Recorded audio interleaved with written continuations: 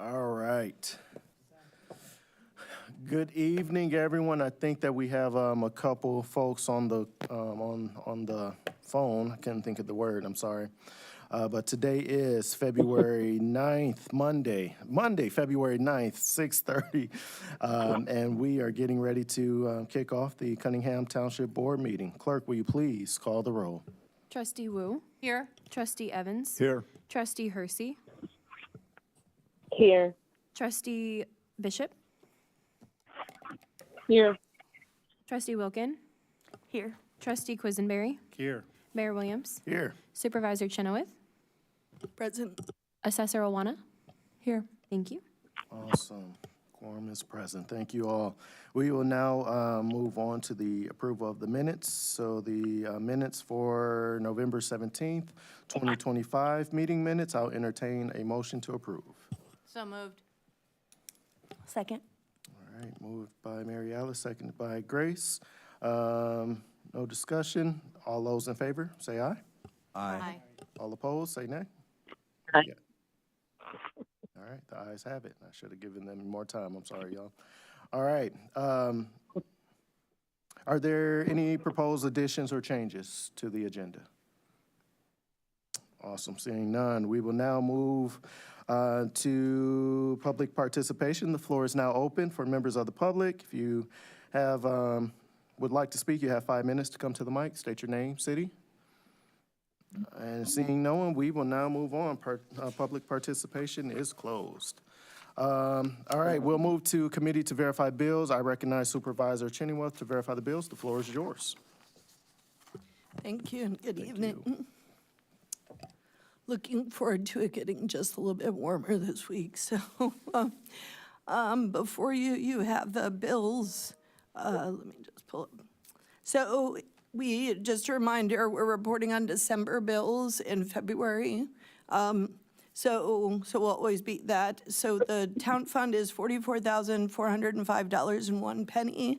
General assistance fund is $361,313.35. The total expenditures for December is $405,718.36. You have the full bills in your packet itemized, and I'm happy to answer any questions before I go on to the supervisor's memo.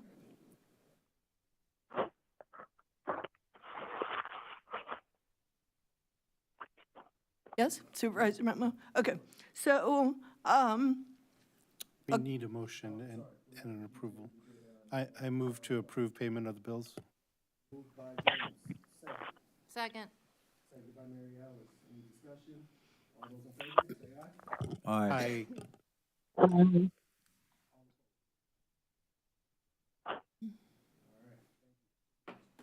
Sure, so if you open up the supervisor's memo, which starts on page, just to help you out, page 21 of your packet.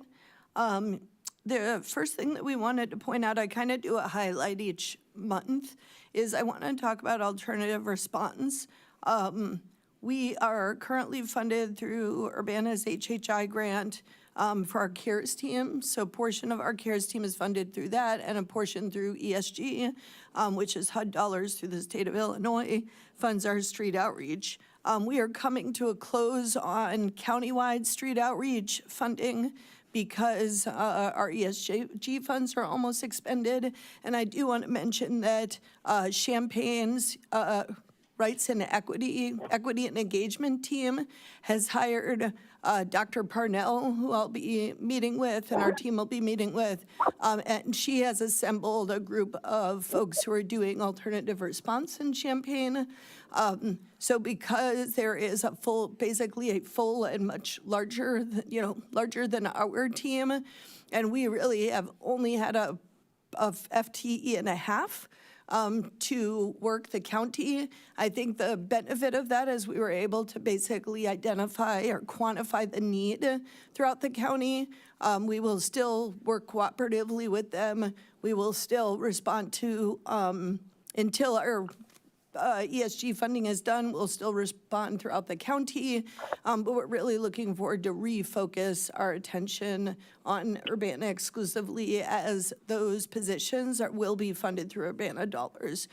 So I think we're just seeing a greater need at Lincoln Square, on Filet Road, in the Boneyard. We certainly, Crystal Lake Park, we go to all of those places pretty much every single day, but our time is limited in terms of engagement because we're spread so thin.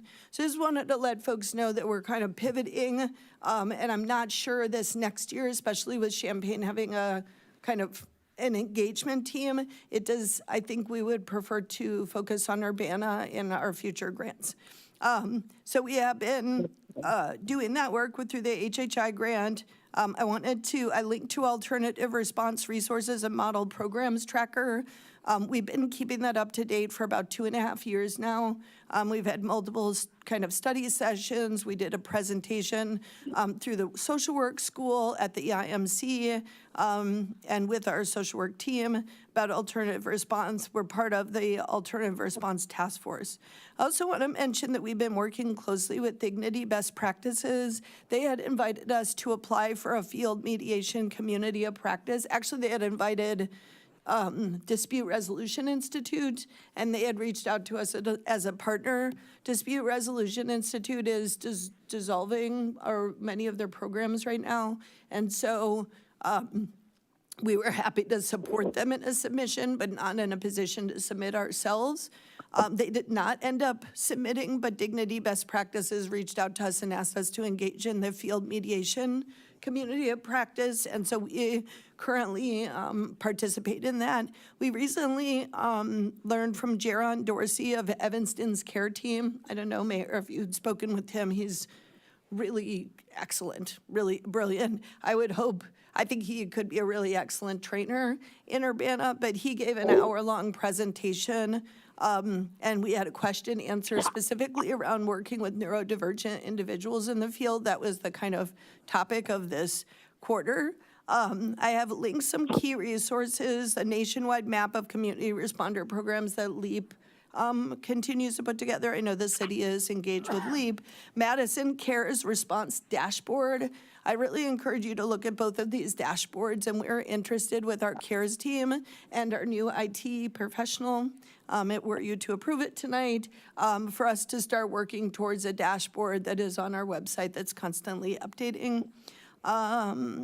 And yes, and then I just kind of wanted to share that has been a big focus of ours in terms of we started our budget process. We're about to do our performance evaluations with employees, and I usually do kind of restructuring in the spring as we apply for grants. So I am right now looking for grants to continue our CARES team past December. It's currently funded through December by the HHI grant. And, so we're looking at ICJA grants. We're talking with Dignity Best Practices, and they actually give us a list of all of the training spaces and conferences in this area. It's about 25 that touch alternative response, and I would say about 5 are pretty closely relevant to our community. So I'd love to, we're kind of trying to figure out where do we want to invest in some professional development. The second section is actually a visual of what I presented last time. Same data, because we're still we're producing the outcomes data, so we're gonna update intake data we're now at about 140 people served. We were at 104 when I did this before. And then I'll prepare the outcome data that shows kind of employment and housing outcomes, especially with us launching case management. I will say we've had 2 healthcare events at the Armory. One is with Champaign Healthcare Partnership, which is a, what do they call it? Federal qualified clinic. I can't remember all these acronyms. And then the second was with Promise Healthcare, similarly a federal qualified clinic. Both receive special funds to support folks who may be uninsured or underinsured. So we had about 15 guys both times meet with folks to talk through healthcare needs, and they're very excited about that. We've had multiple case management instances. So we've had 3 so far where we've had 3 mornings of case management, starting to get folks into coordinated entry. There are a number of permanent supportive housing vouchers available through RPC. And so we're trying to fast track connecting the 11 people who are on SSDI to those permanent supportive housing vouchers. So that will be important. And as you can see in this infographic, 61% of the men listed disabling condition. I'm not going to go over the stats I went over last time, but I think these visuals are really helpful, and you should feel free if you want to share them with folks. We'll also be sharing them through our social media. And I've linked to download them, so you can actually link and share and look at them. Just a couple of things I'll point out, because this is a 16-page memo. I'm looking to figure out how I can kind of reduce and condense going forward. I've just continued to add as we grow programs. So Careers in Motion, that would be basically under Careers in Motion. I want to mention our trainings are complete. We've identified our host sites, and we're essentially looking to do placements. Our host sites, we started the host sites this week, and the Housing Authority has announced that they're opening a $1.5 million funding initiative for homeless services in 2026. So we will be applying for that. We're also applying for $143,000 in ICJA funds, which is the maximum for any organization in our region to support this Careers in Motion program extension. Those two things go together because the workforce development housing has been very successful, and we want to make sure that anyone who's in our Careers in Motion program is not literally unhoused outside. Makes it very difficult for them to participate in workforce development. We have 8 folks who are housed in that program right now, and we have a total number of 12 folks, I believe, 14 folks in the program. Next, I just want to point out the CARES team, the calls for service, which were a high of a little over 2,000 in October. We're coming down closer to something a little bit more reasonable. It's 1528 in January. Did want to show that applications for rental assistance are up. 56 were processed in December. We had 65 last month. That is really high for the spring. We usually don't see. We see a little bit of a dip in the spring, and so I'm not really sure. That scares me.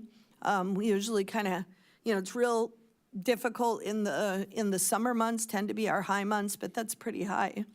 We will expend all of our CDBG, Housing Authority, and our levy, so we're on track to spend it all on rental assistance. Utility assistance, LIHEAP did open up. We did serve 23 households, and that's basically folks who weren't able to access LIHEAP. And you'll see it's a small number, and so my guess is that those were smaller bills, maybe more water bills than heat. Next, I'll just go to street outreach. You will see the number of people we are encountering on the street is low, much lower than it has been. So in November, we had 86 individuals we were working with. In January, it was only 37. That's because the majority of those we found on the street are in the Armory shelter. 37 folks is still too high, and we are looking at the point-in-time count numbers.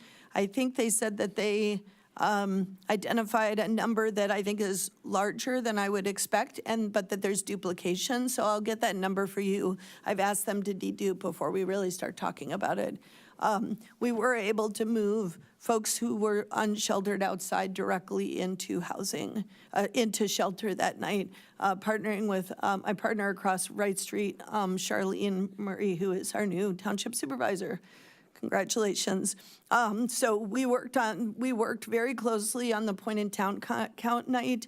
We had women go into strides. We had several women come out and go into the hotel who were able to be stable in a hotel. And then we had 3 men that we brought into the Armory that evening. So really helped to have shelter that we could immediately bring people into rather than just counting them and leaving them outside on a cold night. Don't want to do that. Next, we'll go on to, I'm just going to the yellow bits. Our Bridge Dome housing team, we had 10 households representing 20 individuals in our hotel shelter in December. We had 8 households representing 9 individuals in the hotel with other funding sources. We do have some openings in rapid rehousing. I just met with that team today. They screened 6. We get all of our referrals from coordinated entry, which is the requirement of our grant. We got 6 referrals. We were able to take 3 in, and so I believe we have 1 opening left, but I was determining that with the team. So hopefully we will fill up that program completely because we had several exits at the end of their 12-month stay. Transitional housing for Urbana families, you'll see we have an average stay in the shelter of about 3.75 months, which is pretty good. We're happy with that number.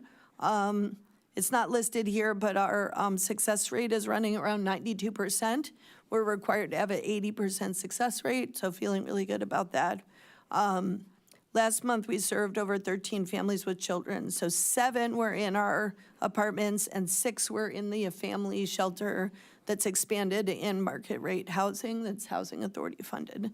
So part of the question going into next year that we're looking at is, do we double our family shelter? Because it seems like our wait list was really long for a while, and we really have not been able to get that wait list down until we doubled the size of our shelter.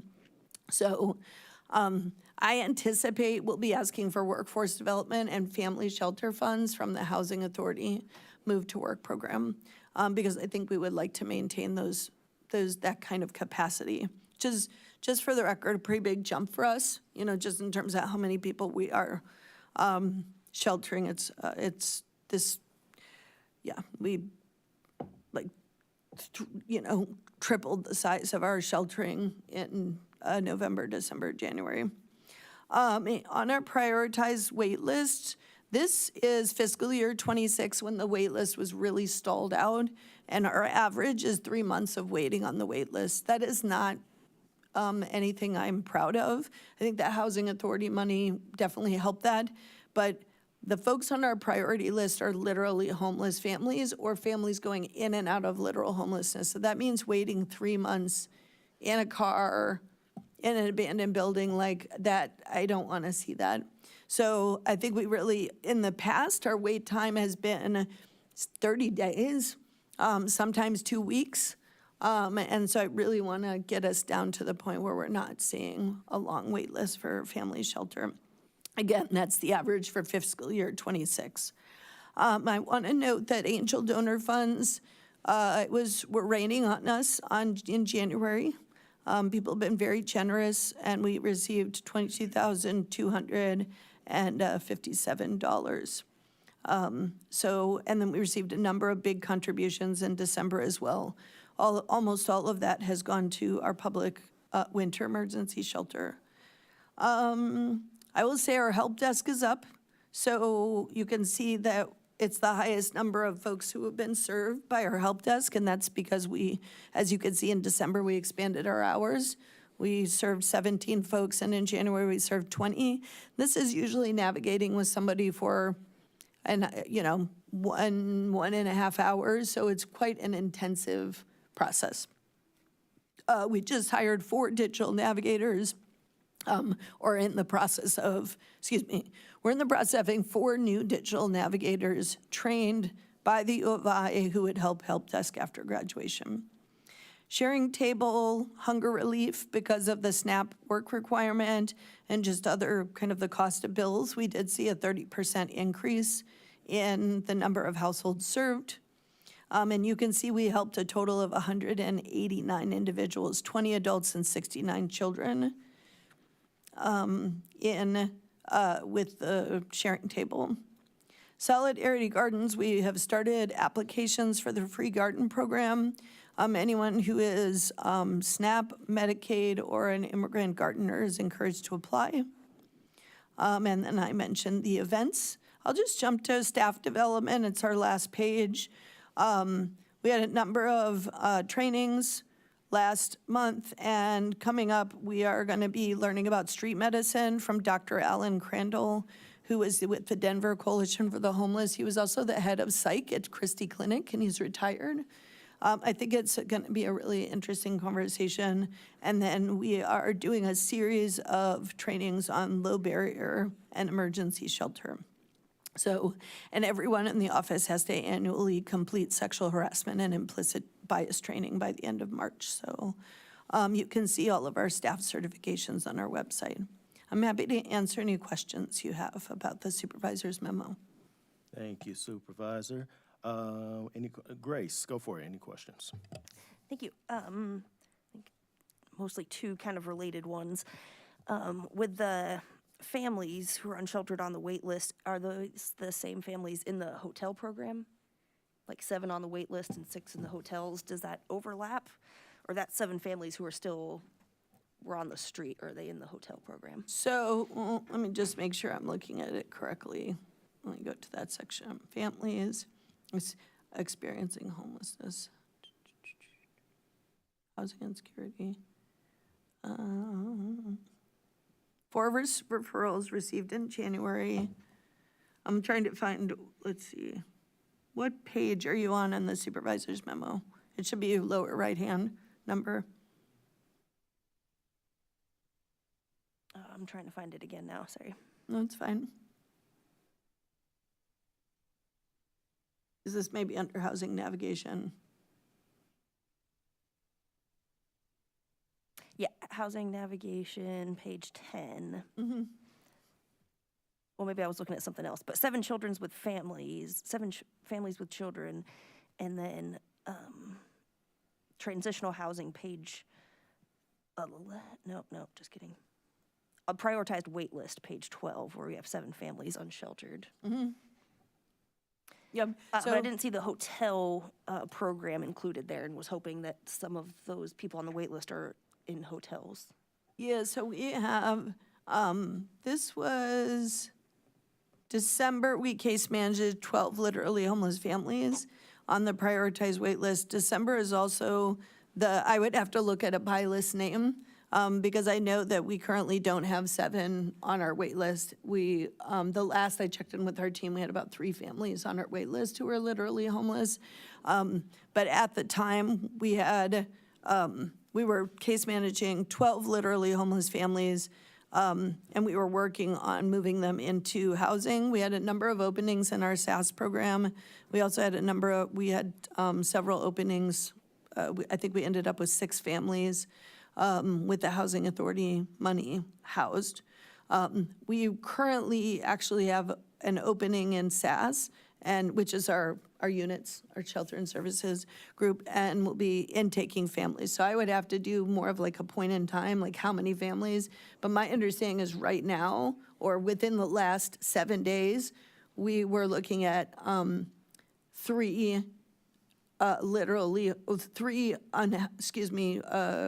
HUD definition homeless families. How many were in a domestic violence shelter versus on the street is unknown. I'm not aware of any family we're working with who is street homeless. And during this time, our goal has been to not have, during the winter months, if anyone was street or car or abandoned building homeless during the winter, we moved them into shelter. So a lot of the folks who are on our wait list, it's like they're running out of time at Courage Connection, or they're self-pay in a hotel, and then basically when they're close to running out of money, they're considered within 14 days of not having housing, and then they get bumped up on our priority. Thank you, and definitely appreciate what Yep. you're doing to meet that very important goal. Yep. My other question was related to that. I think last meeting, we were talking about following up with RPC family shelters supposed to be opening, and I didn't know if you had an update on that. So they opened in November as a congregate shelter in very close to their Neal Street intake location near downtown Champaign. I think they struggled for months to have families engage with that model of shelter. There weren't very many families engaging. They were not necessarily holding staff there if they weren't engaged. So from a budget perspective, and, I think they could speak to that. They're an HHI recipient from Urbana. But there were a number of concerns raised at CSPH, and they expanded their intake hours and they added transportation. And what they reported to us at the CSPH meeting last week is that there is anywhere between 0 and 3 families that use that on a given night. But I didn't understand necessarily the time frame they were speaking of, but there are definitely days when there's no usage. I would say, generally speaking, because of the Housing Authority money and our program and some of the work RPC has done and Housing Authority has done to move folks into some of the subsidized housing that's opening up, we have, we had a crisis on our hands with families, and it was definitely ameliorated by those things. So like I said, I'm not aware of any family that qualifies for our program, which is a family with a kid at Crisis Nursery or in Urbana schools. I'm not aware of any family, and we have not allowed folks to be unsheltered during this time. So either that we've referred them to the family shelter for immediate, or we have housed them in a hotel, or we've been able to intake them into our program.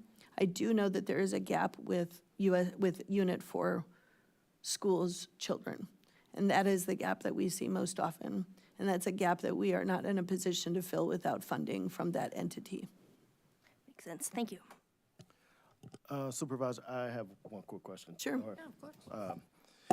I forgot what my one quick question was. I'm so sorry. Careers in Motion. Did you guys? I'm almost positive. I thought Mrs.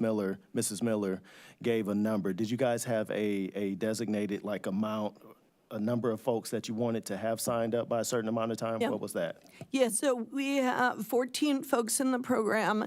We are capped at 20. So each quarter, we will take in however many participants between 20 and the amount that we have. So with the ICJA money, if we're awarded, that will actually allow us to raise that cap past the 20. But right now, we're at 20 just based on case management load. Excuse me, that's our limit. So we are looking to intake 6 Urbana residents who are out of work and have barriers to work into our program. We're taking applications right now. We will close that application process at the end of February. And I am somewhat concerned at how many applications we have compared to the slots. Okay. Like, we're seeing quite a bit of interest in that program. I would say the number one interest is with housing. There's a lot of homeless residents really interested in that program because with Housing Authority money, it can come with housing. That said, this next cohort, I might have 1 or 2 slots for housing, and so we're going to be limited in what we can do. Okay. Thank you. I am still looking for a financial literacy specialist because the person we had lined up fell through. I know So- a guy or two, so. What's that? I know a guy or two. Okay, as well. I great. can, So if nothing else, recommend. we basically, we're going to do that as a pre-host site set of trainings. Instead, we did other trainings, and so once they're placed at a host site, we want to do a whole 8-week unit on financial literacy. So we still have time, but suggestions are welcome. Awesome. Mary Alice. Yes, thank you. I have 2 questions that are related to the report and 2 that aren't. So my first question is if you could expand a little bit on the Champaign team that you were talking about. I'm not familiar with what's going on over there. My understanding, and it was reported to me at reported at CSPH, but also I did have a sit-down with the city of Champaign recently, just around after the anti-camping ordinance. CSPH requested a meeting of executives to have a conversation about kind of how that came about and what we could do to kind of collaborate and communicate better. So very productive and very positive conversation. My understanding, which is very limited, is that there is a social worker and 4 full-time staff members specifically assigned to that. And I know that's, I believe, on top of the equity engagement staff that they have hired. They also hired a contractor called Block by Block, which is more about beautification, but I do believe has some engaging people to move them along aspect is the sense that I get. And that is for Campus Town, Midtown, and Downtown. So Are they primarily serving homeless individuals? Block by Block is not primarily serving homeless individuals, but that is a piece of the equation. The equity engagement staff are engaging homeless individuals. And we were just kind of told what was happening, and there wasn't, how does this fit with street outreach and what is it going to look like? Those conversations were not had. Okay. Which is why we really see it as, that we are, may no longer be needed in Champaign, which honestly is welcome given capacity issues that we're having and the need in Urbana. And then my second unrelated question is, I remember you were talking about SOAR and some of the changes going on at the federal government. I was wondering if you had an update on that. Yeah, so interestingly, they found the SOAR TA Center, which is really a technical assistance piece to be able to call folks who are experts who are not SSA because they don't answer the phone. You could be on the phone for 3 hours. So we've had these technical experts through SAMHSA for years, been very helpful. They were defunded and closed, so the state picked it up.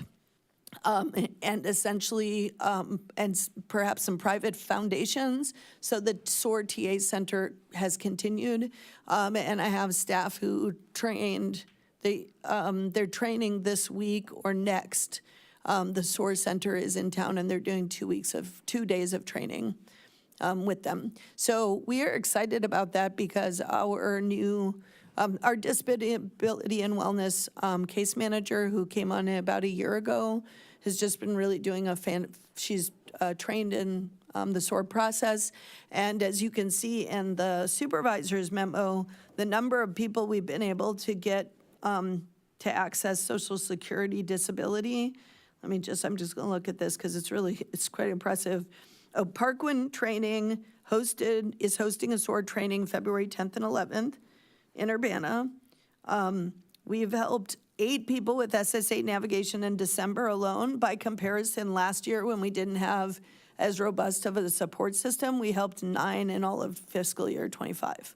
So we've had 13 awarded SSI fiscal year to date. 20 were awarded last year. That's just in the first, so we're on track to exceed number of awardees. And as you probably know, we do receive the general assistance funding back from the lump sum payment based on the date of determination of disability. Oftentimes, we were paying before that date, so the feds set the date, but we do recoup quite a bit of those dollars through that process. So it really behooves us to invest time in helping people, certainly from a financial standpoint, but even more importantly, people who have a disability are no longer expected to live off a $425 check. They can actually have something that's closer to $1,000, which is still under the poverty line, but much more significant. And certainly if they're unhoused, gives them much more opportunity to move into, say, shared housing. And then I was wondering if you could speak, if you know about the impact of the electricity changes, specifically where they were giving discounts to people who qualified for LIHEAP. Mm-hmm. Have you seen any impact? We have been referring folks even when LIHEAP wasn't open and was just reducing people's energy bill. My understanding that the reduction is significant. That said, we only really hear from those who are shut off. We don't hear from the folks who are being able to manage their utility bills. So I think that, and bills are going up. So it's like, if everything stayed steady, everything was a control, that would be the one thing we could show that was different. And because of the fluctuations in the economy and prices, I don't think that we have a good sense of that. I do think it's a beneficial program. We do refer people to it regularly, but we are still seeing quite a few utility requests. Like before Ameren stopped shutting off utilities, you can look at our history and it's, the utility costs, the utility assistance last year and this year has been very significant. And again, it's only for people shut off who cannot get LIHEAP.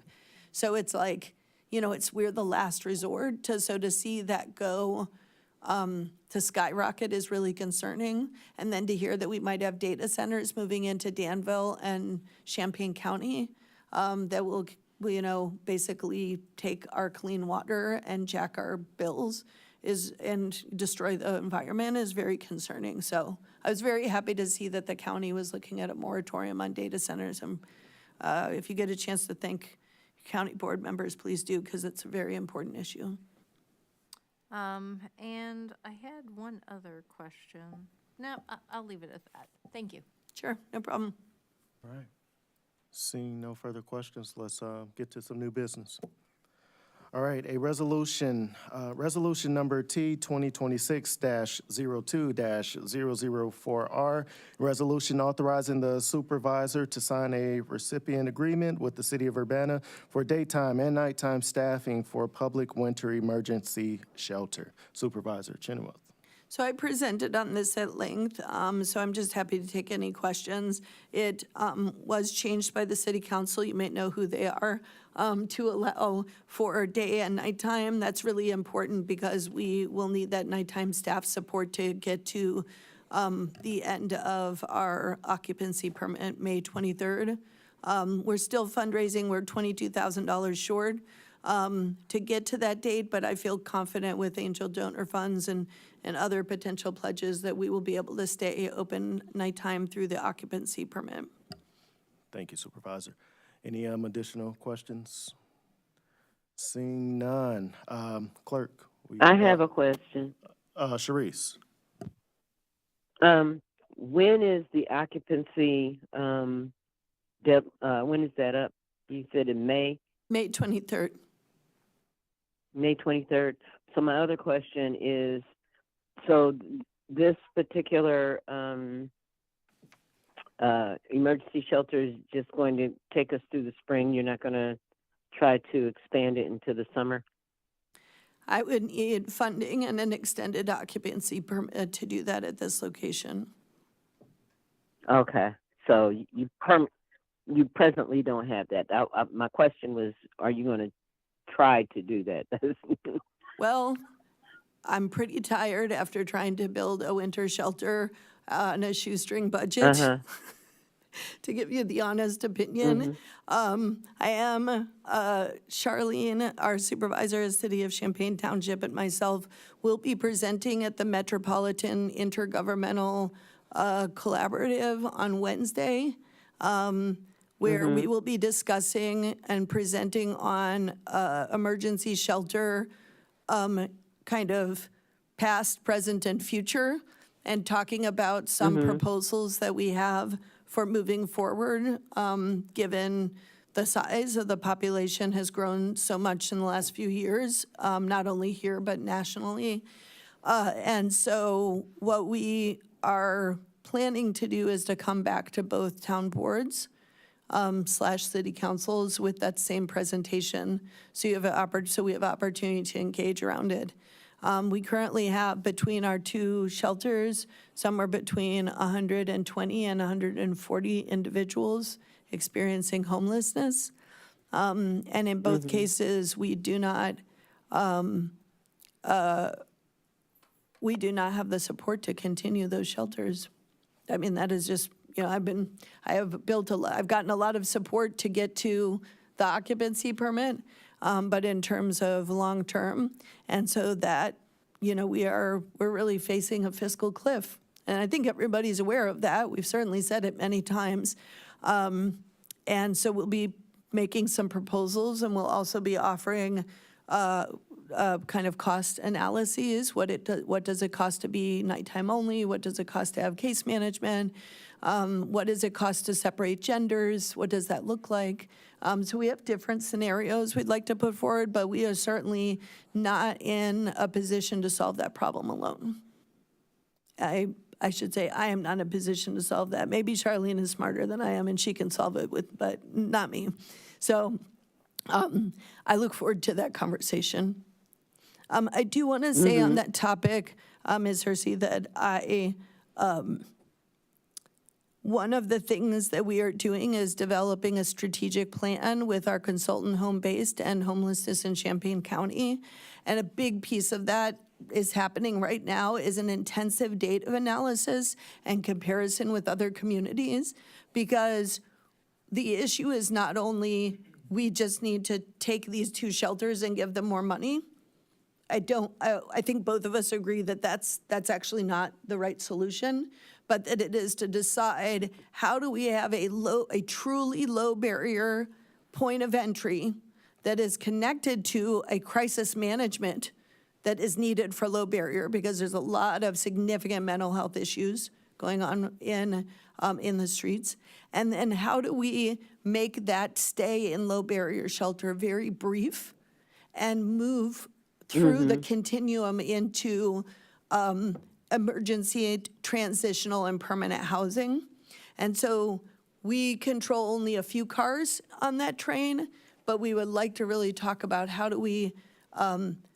what are the different points of reform. So certainly more funding is going to be needed for low barrier shelter, to have even one low barrier shelter. But if that one low barrier shelter is Strides, there is way too many people on the street, as we saw before we opened the Armory. I don't know if you've gone by Strides, but there's no one outside anymore, and there's very few people, if no one, in the viaduct. And so the solution is not to legislate people out of the streets or to deny them housing, which is what was happening, but is actually to give them beds to sleep in a warm space, which is what Cunningham Township did. So hopefully we have proven that to the community, because ideology is very powerful, and there were a lot of stories about what was going to happen. Build it and they will come. They'll never be housed. They don't want to go to shelter. All of that is, in my opinion, BS. And we've shown with our shelter that if we provide shelter, the vast majority of people will come in. And those who are still outside are experiencing extreme complex mental health issues. Like, they believe the world is ending and they might as well just sleep outside, or they're looking to live underground. Or, I mean, I will tell you stories because I've interacted with folks.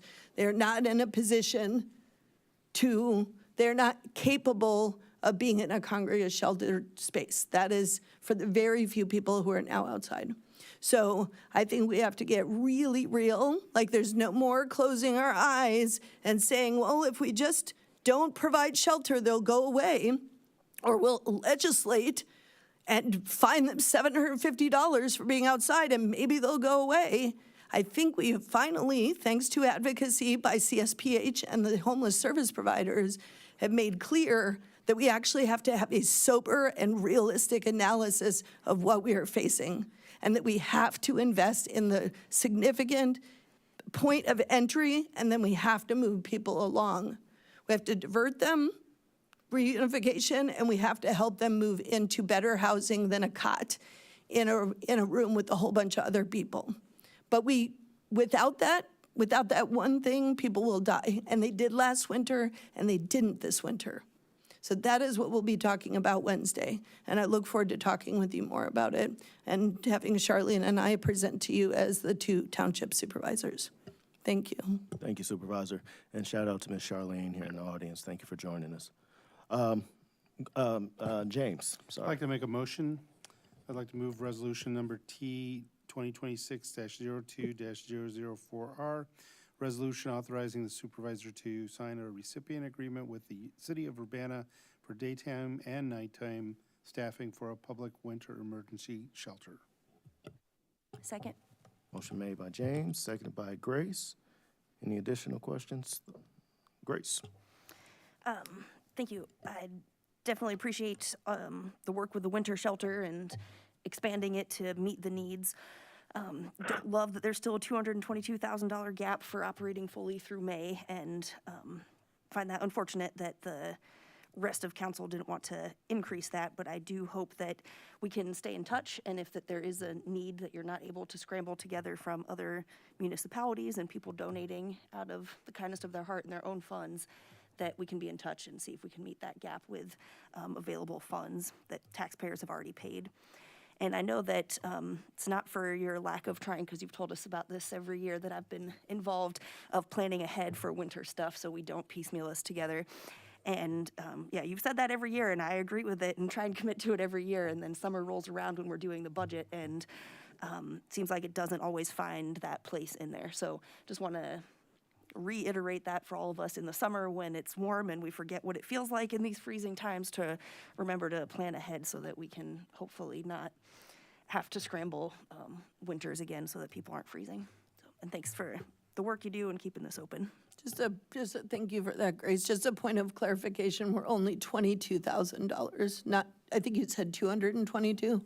We're only $22,000 away from getting to what we need. So, Excellent. yeah. Is that less than what you presented at the last meeting? I thought it was in the 200,000 gap. Papers That you gave was us to last get to month. the end of June. That was able to get to the end of June, and I had several very large donations come in since then. So between those two, I think that last 100,000 was to get to the end of June. Right now, we're not guaranteed the end of June. I just offered it as a scenario. Our occupancy permit ends May 23rd, so I would certainly need that text be extended. So, well, glad to hear that gap is much smaller. Thank you. James. As a further piece of clarification, I think council acted quickly to respond to the question that you had put in front of us right away. And I think everybody on council was open to the possibility of supporting it with more money if you came back and said, this is what I needed because the other activities you were doing failed. So just to be clear, it wasn't that council didn't want to do more, it was council wanted to respond to your immediate request and would consider more if you found that you needed that.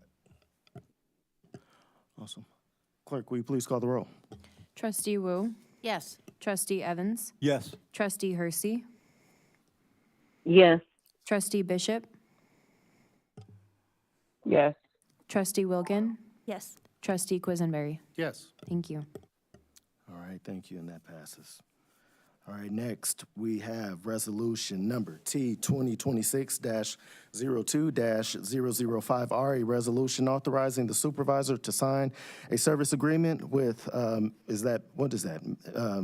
Mavid, what is that? Mavid? It's Mavidia. Mavidia, Jesus, I'm sorry. No, it's fine. Mavidia I for have the IT same problem. services and consulting. Supervisor, the floor is yours. Yeah, so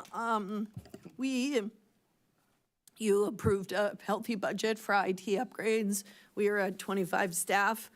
We have been doing IT internally. We have a very tiny IT contract with a local provider who just, basically helps us, provides the minimum as we are paying. We put out an RFP, including that current IT provider, with a series of requests. There were 8 organizations that were interested. We reviewed their applications. We talked with 3 of the applicants, and we selected Mavidia. Mavidia works significantly, although they are based in Bloomington, they work significantly with nonprofit and government entities, they work with the Housing Authority, they understand housing-related issues, they're generous, thoughtful, thorough, and come with several very strong local recommendations. We are interested in moving forward with them as IT service providers. There is one piece of the RFP that they could not do. They will not customize our case management software, but they will support us in finding a person who could. So they'll basically provide a full suite of services. They're going to help us do a migration from Google to Microsoft. They're going to help us select HR software. They're going to advise us on how to upgrade our accounting processes to better dovetail with our grants management. Those may be separate, specific specialty projects. They will give us all the advice for free, but when it comes to actually doing some of the footwork around those, then we can decide to engage them. But essentially, for the contract that's before you, it is to support 25 seats. We have exactly 25 seats. We have a lot of onboarding and offboarding, and it is a significant contract, but the options are for me to hire a person in-house at a level that is greater than what this contract would be, or to go outside, because right now, we're moving $500,000 in contract money, each month. And I only have 2 administrative staff members. So the administrative staff member who supports IT is needed entirely on the finance side, and is not necessarily an IT consultant, although she she has plenty of IT chops. So that we had chose instead to outsource. The only change in the contract is that I negotiated a 2-year contract instead of a 3-year contract after I put this in the packet. So there will be one change to the contract that I'm asking for. It's in our best interest that they will give us a free setup. It's about a $3,100 value, and then we're only locked in for 2 years instead of 3. All right, thank you. I will entertain a motion. James? I've got some questions first. Go for if it. That's okay. Yep, go for And I it. do want to say I appreciate Supervisor Chenoweth talking with me a bit about this beforehand. So, and one of the things I asked for was the summary that she just gave about how the process worked. One thing I did want to check in the process, did we talk to other municipal governments that this provider supports as a reference? No, I did look over their references with regard to nonprofits. We're probably more like their nonprofit and housing authority clients than government clients. I did speak to 2 different organizations that have used them. They are both in the business sector in this community. There were local folks who I knew who had used them, and they came highly regarded by those individuals. And then we had 2 different long conversations where we grilled them, basically, asked a number of questions. I used to run an IT company. I know what questions to ask. And so I felt like I vetted them thoroughly in that way. Right, and then I thank you for sharing a lot on the process, because it was an open process. That's important, because this is, even at 2 years, this is $80,000 of commitment. So more about the details about their particular contract. And I'll warn everybody, there's ice cream running on this, whether I ask the right questions or not. So I did read about their 24-hour service. One thing I didn't see is what kind of service level agreement they offer, as far as, you can call them 24 hours a day, how quickly they respond. Do they have a service level commitment regarding that? I didn't find it in the. My understanding, so what they explained is that they have 24/7 on-call service, not that you leave a voicemail and they get back to you, but they will actually answer the phone. They will have remote access to and much of our work will be in the cloud. So although they're in Bloomington, we don't have a lot of 24/7 needs. We haven't had a lot of after-hours needs. But they can both come in person, but most likely they will be able to do what they need remotely. And our current IT person, I don't remember the last time he physically stepped into the office. I believe it's been 4 years. So he's been able to do everything remotely, because if somebody does need to go and turn off the server and turn it back on, I live 2 blocks from Township. So what we've been doing is I can take care of something like that. All right, because I did have a question about the after-hours service. Looks like it's billed at $250 an hour, but you've said that's a very low likelihood that we would need to take Correct. advantage of that Yep. and pay them $500 to drive back and forth Yeah. between here and Bloomington. They also But- clarified for me, I'm sorry, that an emergency is really something that does, if it's something that has to be done and cannot wait till the next day, they will not be billing us those hours. So if it's an after-hours situation where we are asking for services that could wait and we are demanding them, then they would be charging us $250. I understand the language is a little bit different. I understand that we might be held to a different standard, but that's what they clarified. And that is kind of what I checked with other folks who have used them, that has been their practice. Okay, and then there was a lot of detail about working with our insurance, our cyber security insurance. Are we comfortable with the fact that the line of who does what in that relationship is going to be managed well with this company? Because they say they're going to do some part of, like if we had a ransomware event, they're going to do like some of the initial parts of it, but they would hand off. Yes. The So real- I asked that question with them, so you want me ice cream? They're going to account, okay. And so I asked them this question, and they said they will cover everything outside of our policy. And they've indicated, and our policy through TORMA, it fits the criteria required in this contract already. And so they also are going to be doing backups for us. Correct. And so I didn't find anything in there about if we decide at some point we're separating from them, you know, how much backup data are they going to be retaining, and how do we get it if we at some point decide we're not going to work with them? So I asked about backups. The first is they'll have a physical server on site. We do not have to purchase that server. It was one of my requests is what equipment we would need to purchase. There's no equipment needs at this point. They will also be backing everything up in the cloud. And so if we were to separate from them, then they would essentially provide us access to that. You know, they would do a smooth transition with a new IT provider that would allow them to have it, you know, to migrate the cloud. And that is what's going to happen with our current IT provider as well. Okay, I promise only two more questions. They do the Security Operations Center response, their SOC, they have that defined. Is that their own operation, or is that something that they have a third party that they That's contract third with? party, and we have not selected that option. We do not need 24/7 real human beings watching activity. I don't think that we're in a position like that at this point, maybe in 2 years Okay, with a different, you know, in the world of AI, but no.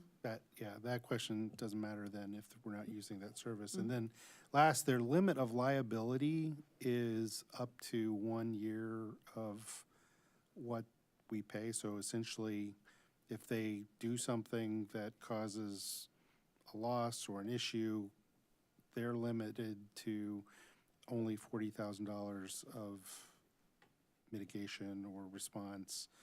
Is that something that you're comfortable with? Yes, I'm comfortable with that.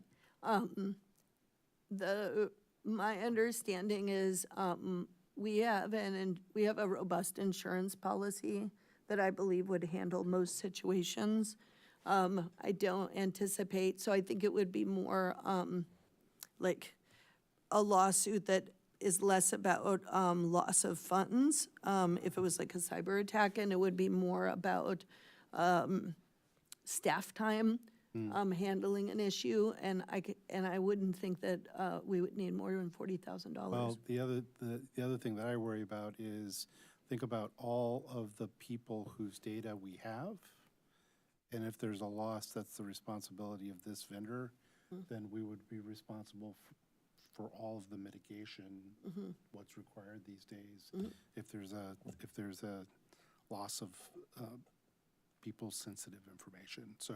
You mean a breach of privacy? yeah, Okay, because I was about to say, we have our server, they'll have their backup server, and we'll have the cloud. So in terms of losing the data, I don't think that's possible. I think we Well, have a redundancy. It's less In terms us of losing it, breach. it's more somebody else finding it is the issue. Yes.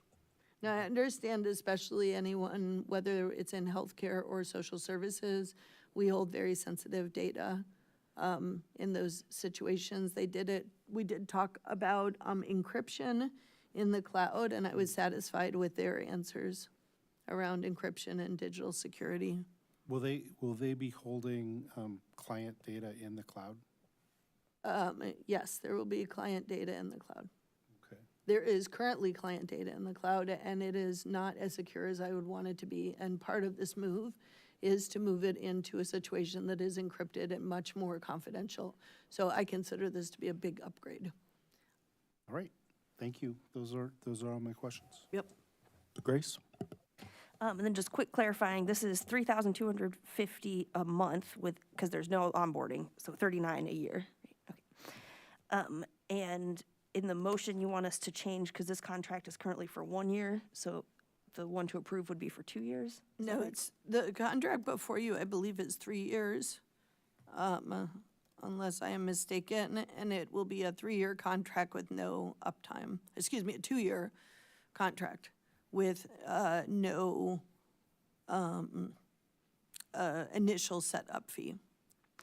I do see under 2.1 term that's for 1 year unless terminated. Are you looking at professional services agreement? Yes. Okay, the professional services agreement is not the, Oh, okay. let me see, managed services. I think it's just getting at what we need to do in the motion to. Yeah, if you reflect could that. make in the motion, whether it's 1 or 3, if you could just make the motion that you approve this for a 2-year contract, that would be appreciated. Which I'm happy to do unless there's other questions. I'd move for, hold on. sorry, go ahead. We got one more. Mary Alice. Sorry. So I'm wondering, because I don't know, 3,000 sounds like a lot every month, but I know that there's a cost to providing IT. That's just the way it is. So my question is this: you said that there were 8 applicants who applied, and they probably all didn't have exactly the same thing that they were going to do. But what was the range of cost that you were seeing with some of the others?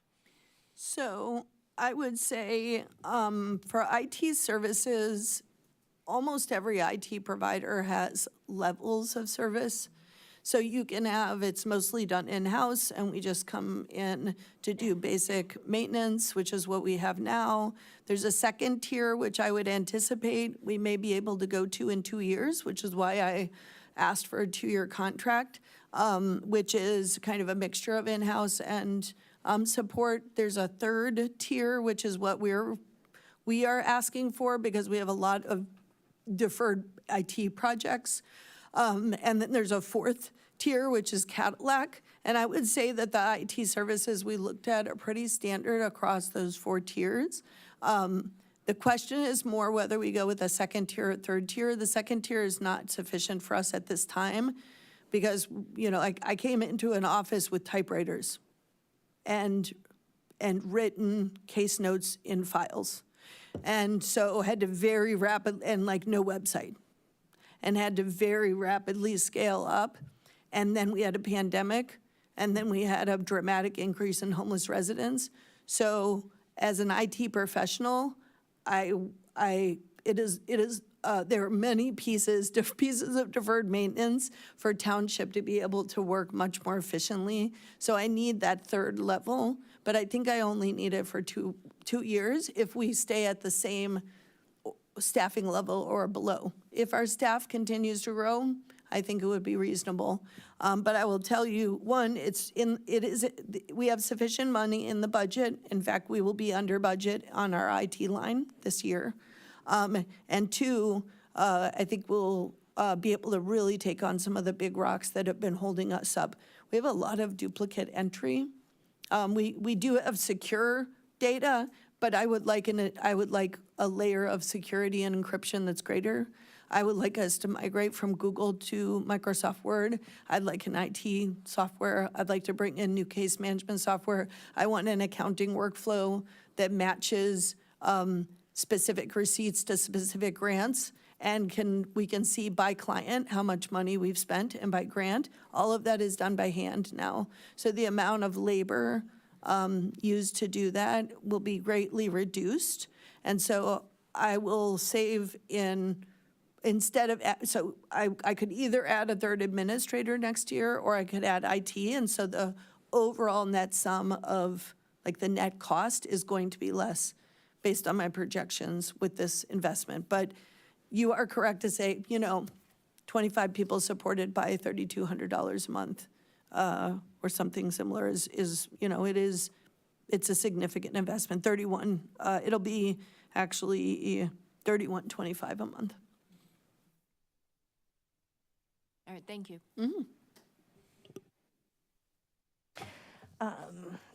Yes, I would move for approval, resolution number T-2026-02-005R, resolution authorizing the supervisor to sign a service agreement with Movida for IT services and consulting for 2-year amended contract. Second.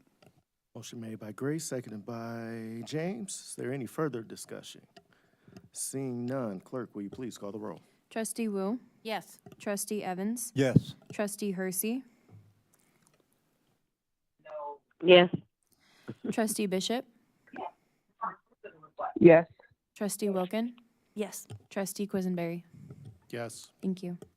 So thank you, and that passes. Chair, could I ask, just point of process, because we're at 7:35, the resolution under D is very simple and straightforward, and I wonder if I could ask for it to be moved, or for me to present on the situation, and if the board feels it needs a closed session, we could go into a closed session, and if you don't feel that you need that, we could vote on it. It's perfect. Okay, I'm just trying to save some time. All right. Can the supervisor just go directly into that, Chair? Yeah, we can just go into the resolution, because we can go into a closed session at any time on an agenda. Resolution number T 2026-006R, a resolution authorizing the filing a claim in the Court of the Claims regarding the grant reduction of contract FCASH 08558. Supervisor, the floor is yours. Thank you. This is a very simple situation that does require us to file a claim in the courts. Essentially, we have a tax write-in grant from fiscal year '25, which is for supplies and renovations for shelter. It's a $25,000 grant. It's an add-on to our emergency transitional housing grant. We have the same grant in this year currently, right? So it is a place where I understand if folks check a box to support homeless services, when they pay their taxes, it goes into a pool and it's divided amongst the ETH recipients. We applied for it, we got it, we spent it, we submitted the reports on time. They were accurate, we had receipts. Something happened at the level of the state where they did not submit our documentation for reimbursement in a timely fashion. They have apologized for that. It has not happened before with any of our other grants. They have told us verbally that if we go to the Court of Claims, they will not be contesting it, and we will receive our money. So we did try to address it administratively. That's what our attorney had suggested.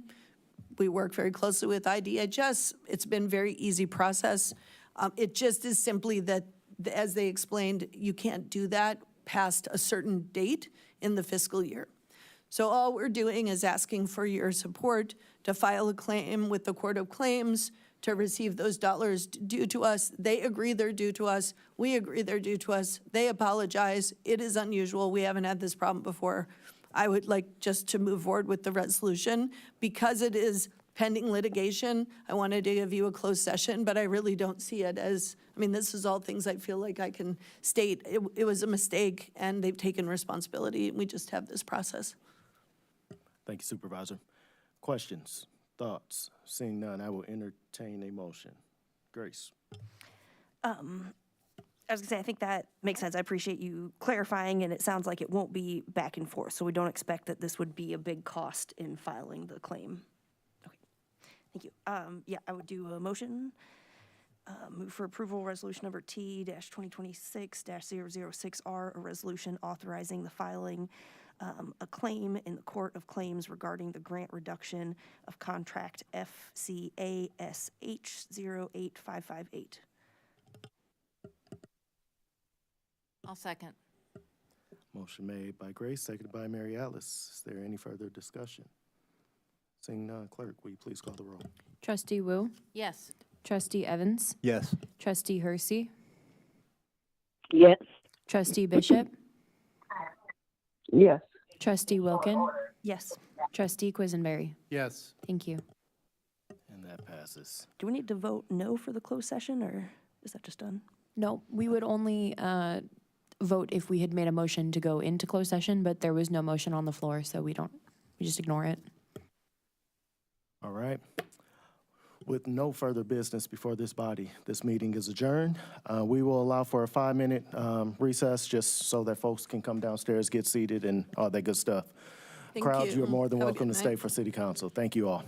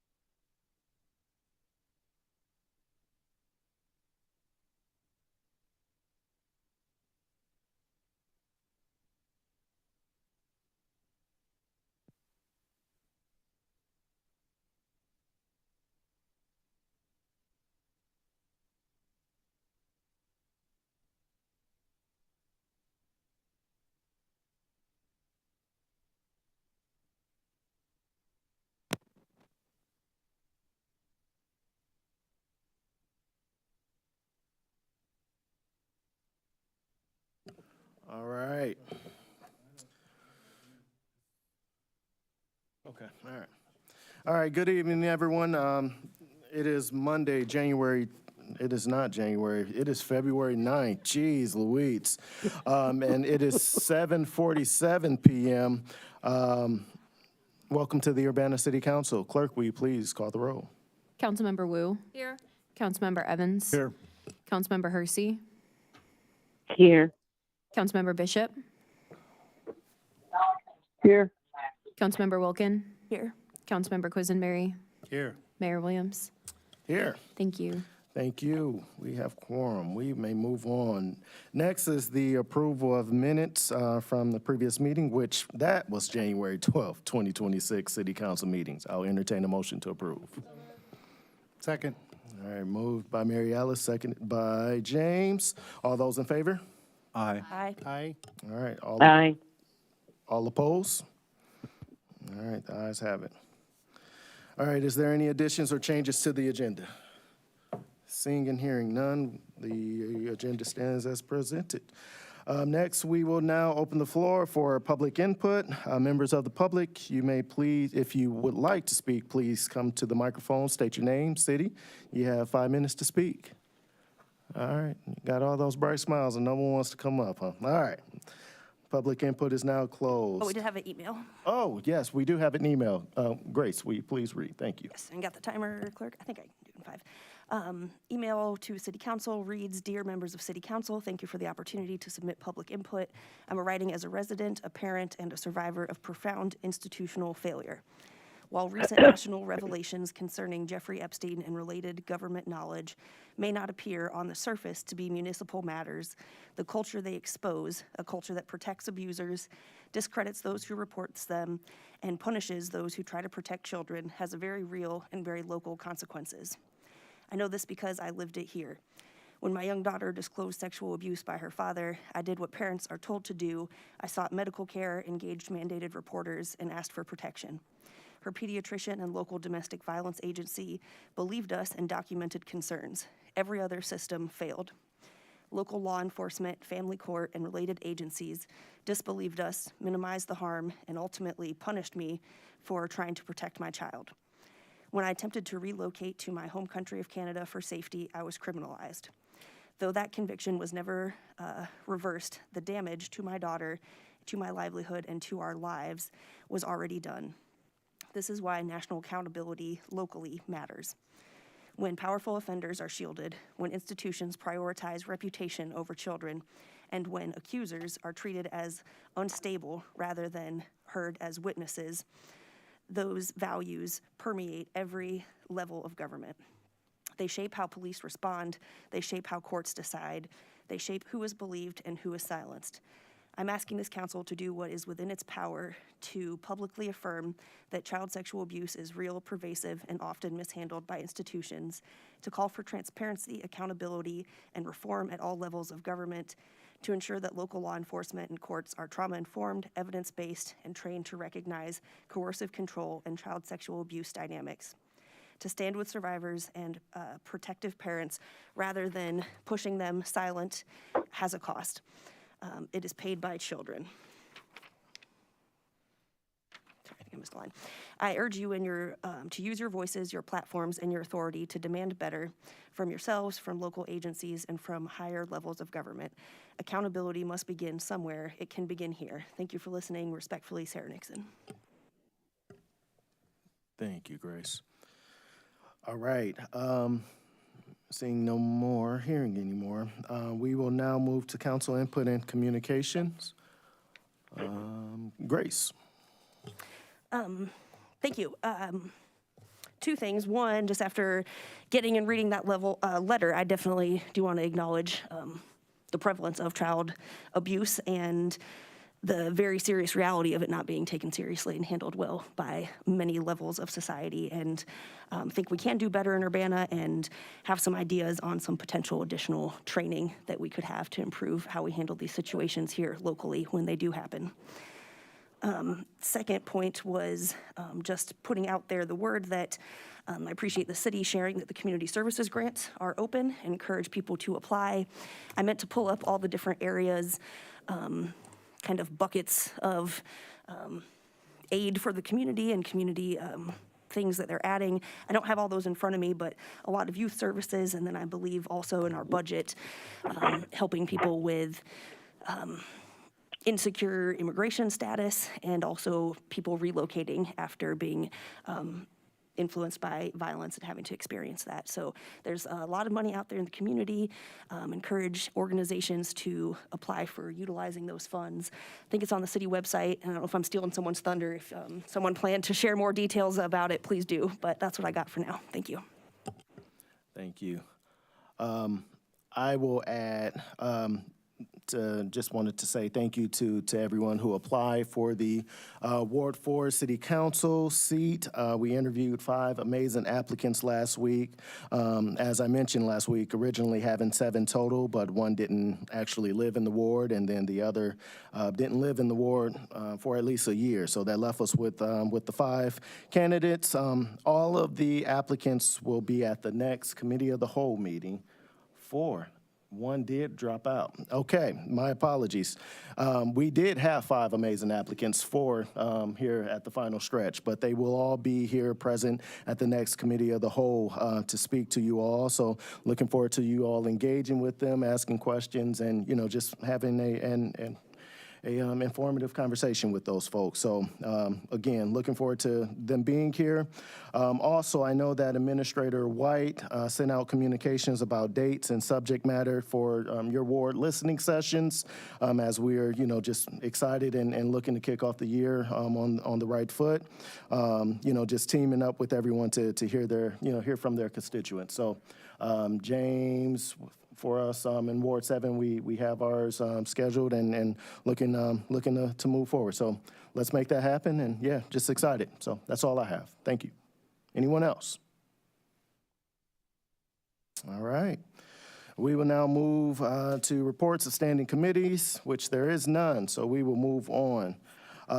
We now have, let me see here. We'll now move to Committee of the Whole. Councilmember Wilkins, the floor is yours. Thank you. On behalf of Committee of the Whole, I present for moving for approval consent agenda resolution number 2026-02-006R, resolution certifying a community housing development organization for the Urbana Home Consortium, Habitat for Humanity, project year 2026. Also, resolution number 2026-02-007R, resolution approving and authorizing the execution of an Urbana Home Consortium Community Housing Development Organization funding agreement, Habitat for Humanity, project year 2026. And lastly, ordinance number 2026-02-003, an ordinance amending the Urbana zoning map, rezone 904 East Main Street from R3 to B3, plan case number 2517-M-25. Second. All right, motion made by Grace, seconded by James. Is there any discussion?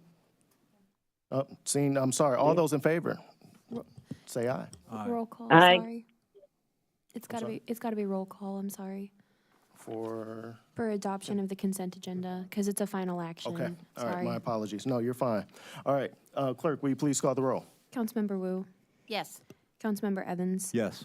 Councilmember Hersey, Yes. Councilmember Bishop, Councilmember Bishop, Councilmember Wilkin, Yes. Councilmember Quisenberry. Yes. Thank you. All right, thank you, and that passes.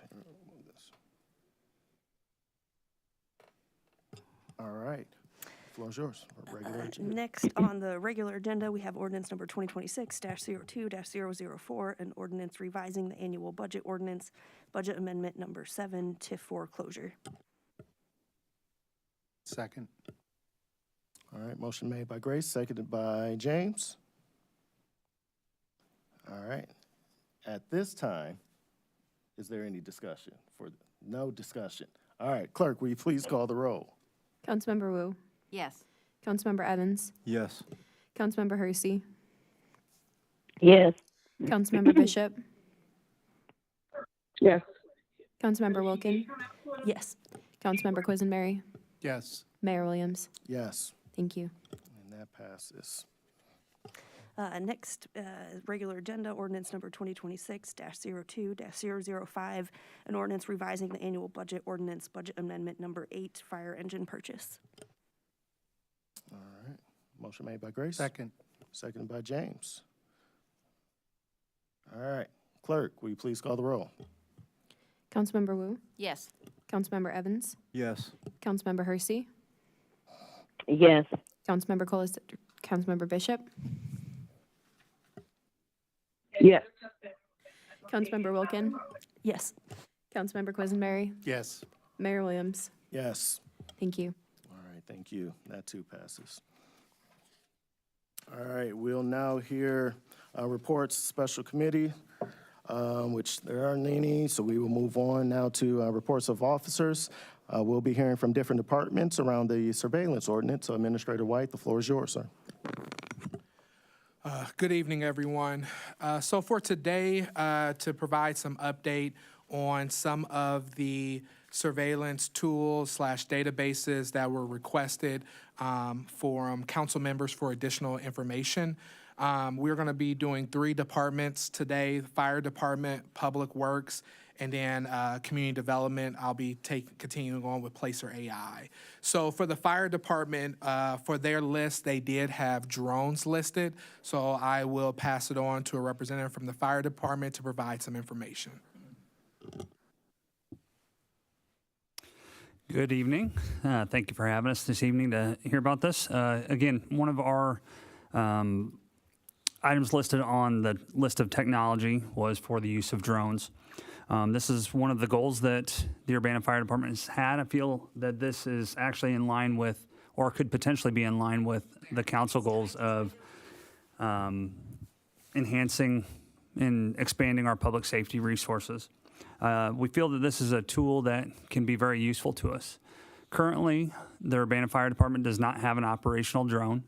To our knowledge, we have not deployed a drone in the city of Urbana for fire department incidents.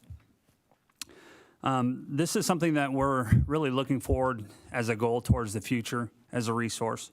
This isn't just a tool or a piece of technology just to have technology, but it's more so a tool that we can use to provide safer, smarter decision-making by getting early access and different points of vantage for various incidents. This doesn't limit us to just fires. When we talk about this, specifically speaking to fire, this can give us opportunities for a size up from all different vantage points, and it can help us with tactical decision making.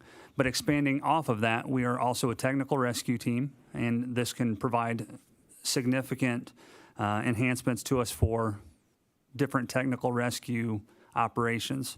Recently, this last June, we had talked about an incident, for example, just at Florida Avenue Residence Hall, where we had a rescue from a 9.5-story exterior of the building. This would have been an incredible tool to have to make early patient contact and help us with early decision-making before we put people in hazardous situations. Other examples would be things such as hazardous materials incidents, where we could actually use this technology in place of placing people in hazardous areas and make decision-making a little bit safer. This could also allow us to do a little bit of research before we put people in hazardous situations. That's just a general overview of what we have. This comes in many different varieties that we could see. We could see this as a simple manually operated drone all the way to public safety drone programs. And that would just be where we decide that we could take it depending on what resources we have available to us. And I believe that is all that I have. If you have any questions. All right. James. I do have a question, but I'm speaking to my microphone, so I'm not going to be looking over my shoulder the whole time. So it sounds to me, and just correct me if I'm wrong, that the purpose of the fire department having a drone would be in circumstances of real-time observation to make better decisions about how to deal with a particular event. that fair to say? Absolutely. That would be the primary reason. There would be some secondary things that we could use that aren't real time, such as using those for training. So that's a way for us to enhance our operations at a later time by seeing what we've done on previous events as well.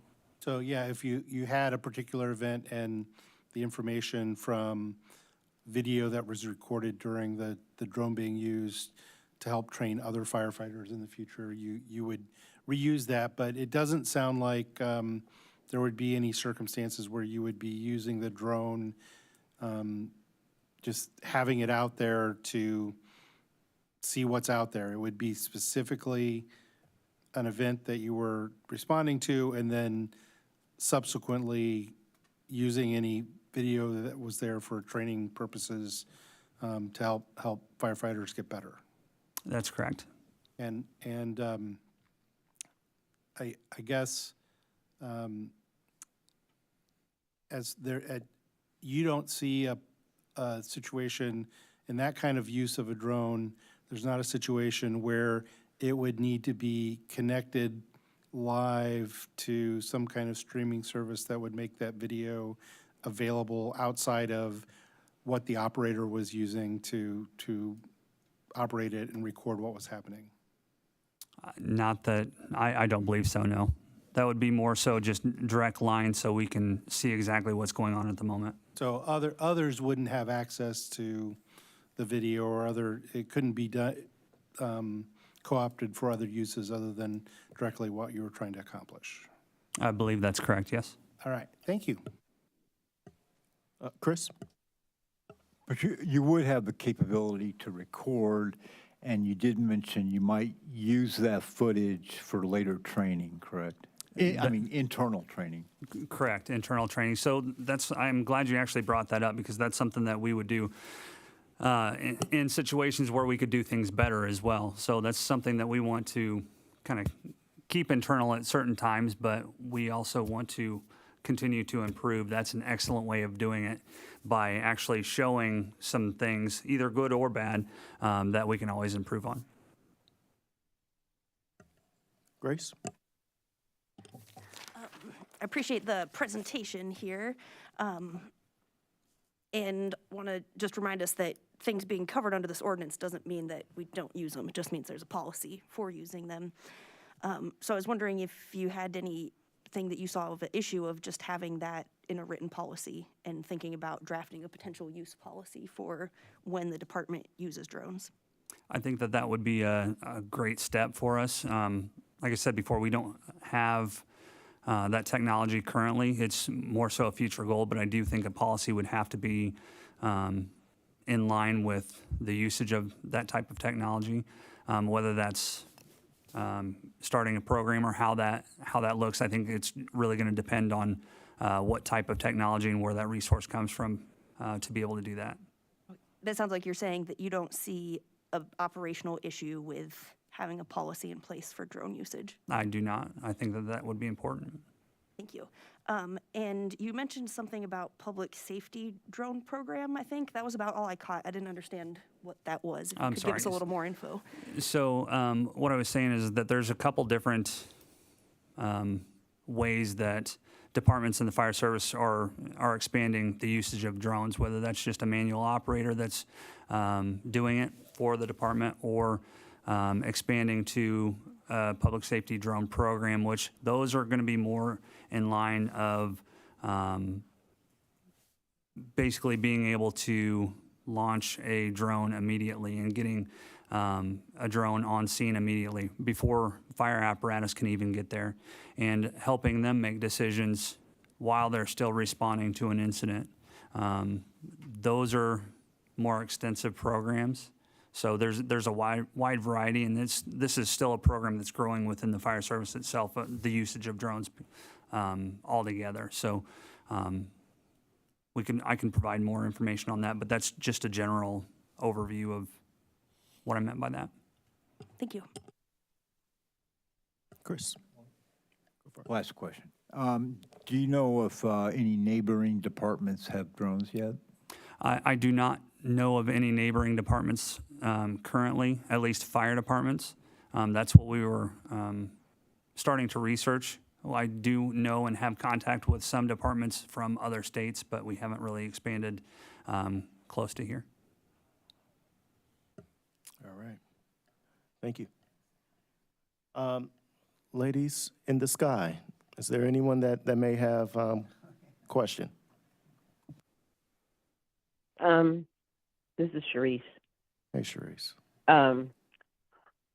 I suppose the one question that I would have regarding, well, maybe not question, but comment, I suppose, that I would have regarding public safety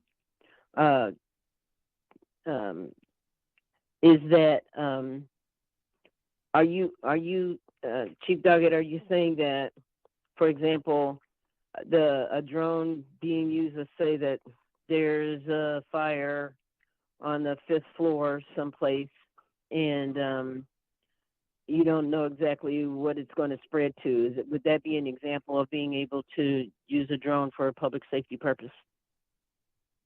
That would be a very Or good. how many people might be in the area? That would be a very good example of how to use that. High areas where it's difficult to see.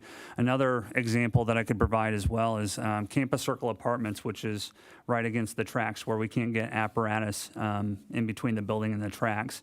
That's another situation where we could actually get an angle or a vantage point using a drone to see exactly what's going on. And we're getting that there quicker than we can get our personnel there. So we can, again, make quick decisions based off of what we see and deploy people to the right spot the first time.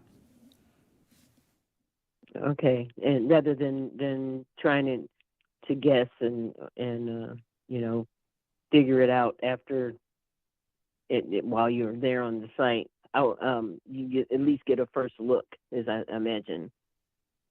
Yes, that's correct. That would be helpful. Okay. But right now we don't have we don't have any drones at all, is what you're saying too. That's correct. We do not have any right now. So but it is a goal that you hope to have sometime soon, I imagine. Yeah, this would be one of our future goals to look into to see what would be best for us and how we can most efficiently implement it. Okay. All right. Thank you. Chandra, did you have anything?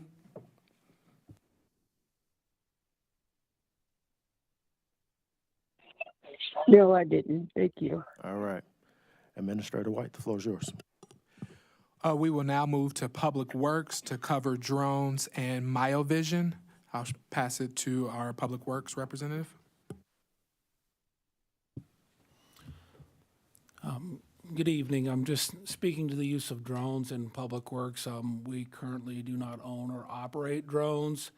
There have been a handful of instances where we've reached out to the Mass Transit District, who've been able to provide assistance with in two applications. One would be grant applications, doing pre and post site observations, as well as assisting in providing that information when we do the applications. The Florida Avenue Raise Grant was an example of that, and then we also utilized it for the fire station projects, advance of those. There have been a few examples where we've relied upon them also, as well as outside agencies for promotional reasons, trying to promote the art at Lincoln Square that was painted there by the farmers market lot. And then recently, when we completed construction on the storage facility there on Glover Street, we worked with the company to do a promotional video for completion of that project. But that's about the extent of Public Works use of drones. Speaking for MyoVision, that's a Canadian company. They provide hardware and software solutions for primarily collecting traffic data and pedestrian data. We currently have one of their camera systems, an older generation version of that that we are able to deploy in specific locations. We've been using that for the purposes of pedestrian counts in doing analysis of where we may or may not install pedestrian crosswalks. And this is one of the many criteria that we use in our guidelines for finding the placement of those areas. We'll use those situationally. We'll install it to a streetlight in the area. We'll typically collect about 12 hours of data at a time that meets the criteria of whether school's in session or if there's events or whatever the impacts are that would help guide that decision. Then we take that data from a server, we'll upload it from ours to their cloud network, and then they'll run the analytics on that for us and provide back, usually in an Excel form, the pedestrian counts and the information that we're asking for. The equipment and the software does have additional sophistication. We haven't currently used, but we could in the future. It can identify pedestrians, it can identify cyclists, it can also distinguish between vehicle class, that's the small automobiles or larger vehicles. So it can be employed to determine traffic patterns, traffic signal timing, pedestrian crossings. So at request, if we were to upgrade that technology that we have and request that service, MyoVision would be able to provide us that analysis and return that back to us so we can make judgment decisions on intersection timings and pedestrian crosswalks and where we want to evaluate that sort of data. I'll take any questions. I think James and then Chris. Thank you. Again, I'm going to Yeah, that's speak in the fine. microphone. So when you talk about identifying pedestrians and cyclists, can you clarify, can it identify a pedestrian as in that's James Quisenberry walking across the street, or that thing moving across the street is a pedestrian? No, they obscure any data or the facial recognition, license plate. They purposely try to avoid collecting that data as part of their industry practice. Do we know if they say they obscure it, but that doesn't necessarily mean they don't have it? Do they offer other details that aren't maybe personal identification? Do they offer like demographic information or other details about, in aggregate, who the pedestrians are, who the cyclists are that are crossing its view? I understand that there's AI technology that has that capability, but I don't believe that's part of their core function. No, getting that demographic or that identity. Looking at their kind of information that they have on their website and their company base, they do try to obscure that so that it's not included in part of their analysis. I guess, I mean, this would be a circumstance where I would want a pretty strict review of the contract and how things are held. So this would be something that I think we'd want to look at closer. Yeah, I can definitely find the user agreements and the contract language and provide that to everybody. You're welcome. Chris. Yeah, James asked my question, but I was just curious, and this might be above your pay grade, Vince. I know it's above mine. But what are we counting? Are we counting cell phone apps again? No, this is like a just like think of a camera. Historically, we would place a camera at a location, and I can remember back in the days, the engineers would take the VHS tapes from the camera, and they would sit in the conference room with a piece of paper and a clicker, and would click and count the number of times a pedestrian or how many people would come, the volume, the time of day. What this does is the technology removes that work component of it, and it can identify an individual crossing the street, and it does that counting and tallies that information. It can distinguish between bicycles, in different types of cars and cars versus trucks. So it's just a more sophisticated technology. So it's like a camera, but it's stationary at a particular place, Correct. and it's somehow reading without identifying what's going by it, right? Their software can take the film footage. Oh, it's film. Yeah, yeah. So we take an actual recording of a specific location when we identify the area that we need to do the analysis on. It'll take video of that location. We send that video to the company, and they use their software to analyze that. So instead of having a human actually do the observations and counting, the technology can determine if that's a person crossing, how many people, how many times a day, and it just takes that kind of actual human element out of performing that physical count. So it's an automated review of video footage, More or less, yes. more or less. Okay, thank you. Yeah. Grace? Thank you. Thanks for the information here. What about, we have on this thing street lights with GPS data from cell phones, vehicles, and other sources of traffic movements. Can you explain that? I'm not familiar with that exactly, no. Okay, Hansen Consultant? Oh, so there are so consulting companies, engineering firms are able to reach out and get open data and information on things like Google, and when anybody who drives a phone and has location services on, as you're moving through, there are firms and engineers that have traffic data from that. The source of that data is through an app that's tracking your location through just your typical phone or your car data. That's not something we collect or provide, but it is available for consultants to use. Does that have anything to do with streetlights? Like, it's not on our light bulbs? Because that's something that's come across that blows my mind, that they're talking about, facial recognition enabled light bulbs. That's not what we're talking about. No, none of that's incorporated in our street light technology, no. Okay, thank you. And then also I'm just looking at this Okay. list that we were given under Public Works section is Sure. what I'm going off of. If I'm saying things that are wild, I'm getting them from here. No, you're fine. There's also listed City of Urbana asset tracking technology.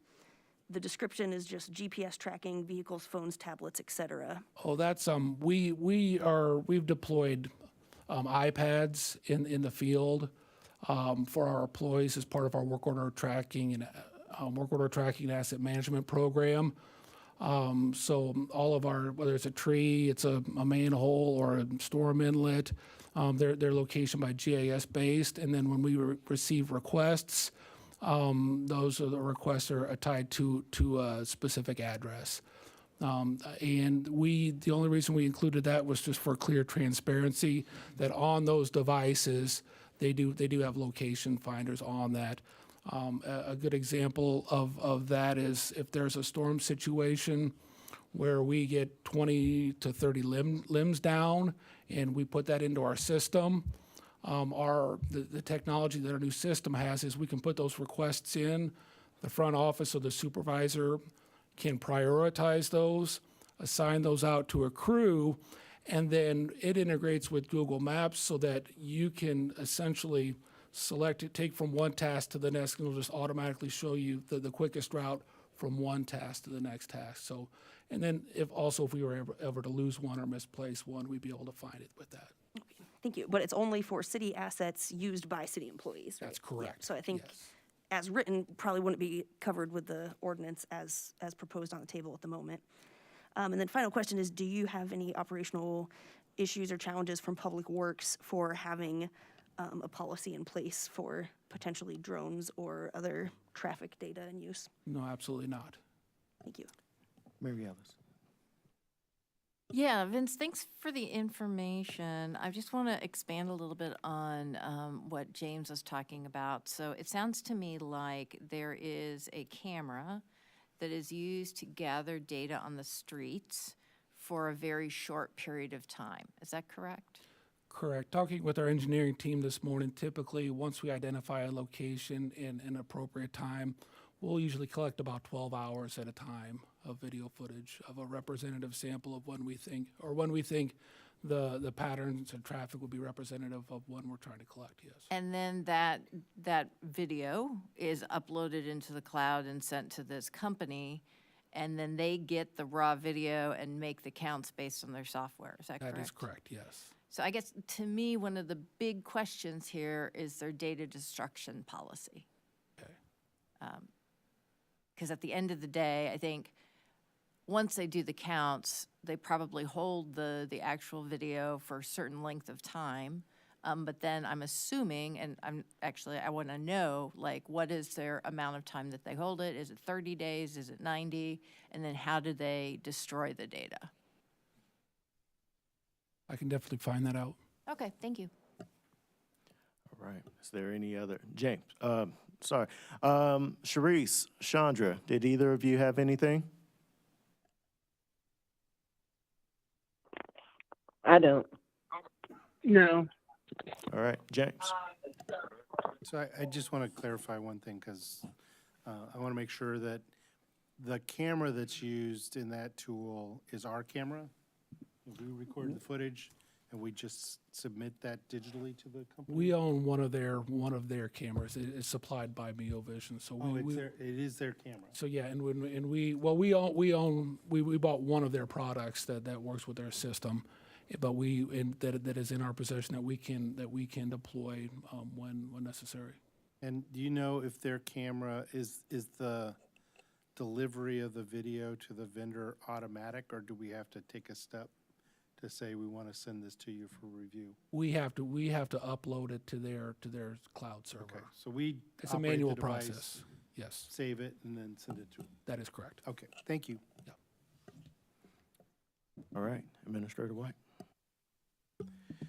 Okay, the last item for this evening would be Placer AI. So I took the questions that were given to me from that presentation and touched base with our Placer rep to receive some responses for those questions. As I go through them, once I'm completed, if you have any additional questions that you would like for me to take back to our Placer rep, I'll be happy to do so. Question number 1. Is GPS location tracking identified by the device itself or by cellular tower data? Answer, Placer AI observes the actual devices. Location data is derived from device-level signals rather than from cellular tower. Question 2, who are Placer AI's data partners that provide identifier scrubbing? Answer, the data is sourced from mobile applications that require an affirmative opt-in from users, including disclosure of how data is shared with third parties. All partners comply with regulations such as General Data Protection Regulation and California Consumer Privacy Act. Placer AI does not disclose the names of its individual data partners. Question 3, what type of apps are users opting into that Placer AI relies on for data collection? Answer, specific app types are not disclosed. Question 4, are any of those apps medical or health related? Answer, no. As it pertains to sensitive locations, including military facilities, schools that are pre-K through 12th grade, places of worship, rehabilitation centers, and women's health facilities, no data is ever collected. Question 5, where does Placer AI raw data reside prior to the secure scrubbing process, and who owns it at that stage? Device data is stripped of personal identifiers such as mobile advertising IDs by Placer AI's data partners before it is shared with Placer AI. They do not identify their data partners. After Placer AI receives the data, it groups the information around specific places such as a business, a neighborhood, or a park.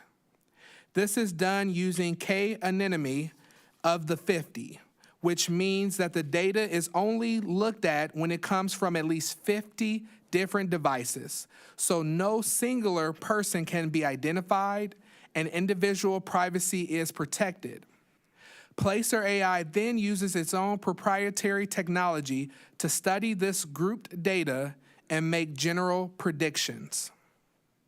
Question 6, how is the demographic data collected for consumer and business audience profiles?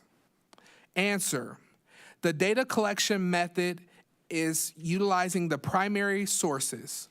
1, first-party mobile data used to analyze visitation patterns, trade areas, and audience behaviors. Number 2, trusted third-party data sets. Multiple sources are used to provide comprehensive demographic insights. These key data sources are 1, U.S. Census data, utilizing population, household, and demographic statistics. Number 2, STI pop stats, using demographic data compiled from public sources. And then lastly, they utilize their commercial data partners. Number 1, Experian Mosaic, consumer lifestyle segmentation for detailed audience profiling. Number 2, Spatial AI Personnel Live, which combines social media activities and store visitation data to create household segments. And lastly, STI Market Outlook, which utilizes the spending patterns and market trends. For geographic level, data is analyzed at the census block group level and aggregated for market insights. At this time, I'll be happy to take any additional questions that you would like me to go back to our Placer AI rep with. James?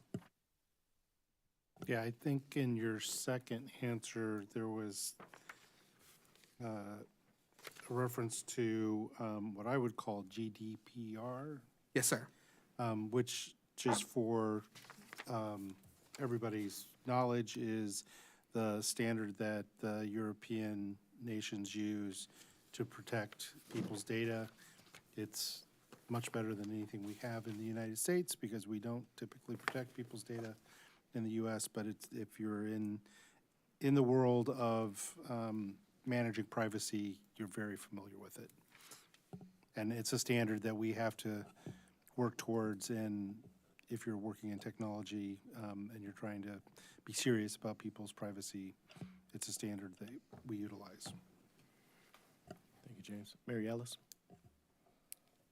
Yeah, I just want to be clear because I didn't catch that you were talking about GDPR. So one of the things in GDPR is that you have the right to be forgotten, right? So if you're in an EU country or an EEAU country, somebody can actually, and this is geographically bound, somebody can contact that company and say, erase all my data from time A to time B because I'm in this location. Does Placer AI allow that if for U.S., for people who are here in the U.S., or is it only to cover GDPR people? That's what I missed. Oh, James has got an answer for me. Yeah, James may be the source of this answer, but outside of what he provides, I'm happy to take that back to Placer to get more information. So on the basis of the several answers that we got there, the piece of information that makes GDPR in that sense that you mentioned irrelevant is because Placer AI is claiming that they are receiving the data with individual identifying components already scrubbed. Oh, I see. And so you could say, Placer AI, remove my data, and they'd say, okay, can't. which data is yours? We don't know. Yeah. That's what they're claiming. They receive the data already scrubbed from one of these three partners, Experian, Spatial, and STI.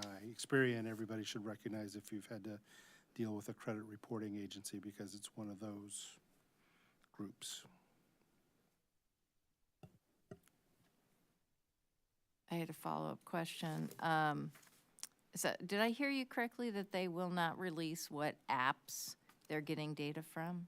Correct. But it is specifically an opt-in? Yeah, so it says that their mobile applications require an affirmative opt-in from users, including disclosure of how data is shared with third parties. So that's terms of service, which I would say 1% of the population actually reads. All right, Grace. Thank you. Yeah, I'm still skeptical on that. And then also if it's required, so that there might be a full long thing that people don't read. I'm one of those people who does read it, but also how can you avoid it? Like a lot of times you have to accept those terms to use the app. So if you don't ever want to use a Google map or ever have any location application, it seems to be the only option to not be tracked. So I'm still not really on board with it being an actual opt-in type of thing, because I've never seen it where you could voluntarily opt out and still continue to use a thing after you say, no, I don't want you to share my information. So I'd like to see that kind of prove it, and how is it able for a person to possibly avoid being tracked besides just not having any apps. And then also, if that is the case, one of the questions that I believe was asked but not answered in this round, which I don't know if it's really for Placer AI or what their answer may be versus if you ask someone else, but of how accurate this is. So if people can readily opt out, and people do, then how accurate is it? Kind of like that example at the farmer's market. If there was 1,000 people there, some people don't have smartphones, some people opt out of the app successfully. How accurate do we think this is? I don't have the printout that you gave us last time at Placer AI. I left it right on my table at home. But I recall the example you gave us for McDonald's. It said some of the highest places where people went before and after McDonald's was McDonald's. So like, I don't know if that is the thing, but like it said in the top 5 places where people went before and after McDonald's on Philo was the McDonald's on Cunningham. Maybe that is the case and people just McDonald's hop between Cunningham and Philo McDonald's back and forth, and that's the top 5 places. But it doesn't seem realistic to me, so I question how accurate this is based on the percentage of people that it captures in its data in the first place, and how accurate it is if someone's just driving down Philo or they drive past the McDonald's. Is it just picking everyone up? So I'm curious about the accuracy of it, and I will take Placer AI's response themselves with a grain of salt in a sense, but I don't know if there's any way to get close to an accurate estimate on how accurate this is and how much it's encompassing what people are actually doing. Mary Alice.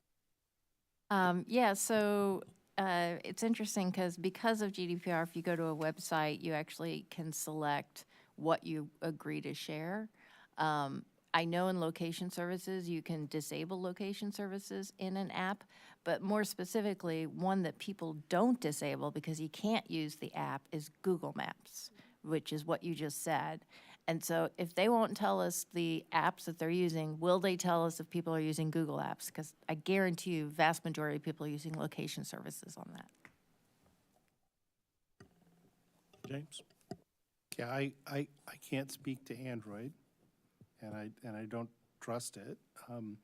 I can speak to the Apple environment, and if you read about privacy, some people hold Apple to a higher standard of privacy protection than other vendors, but again, take that with a grain of salt.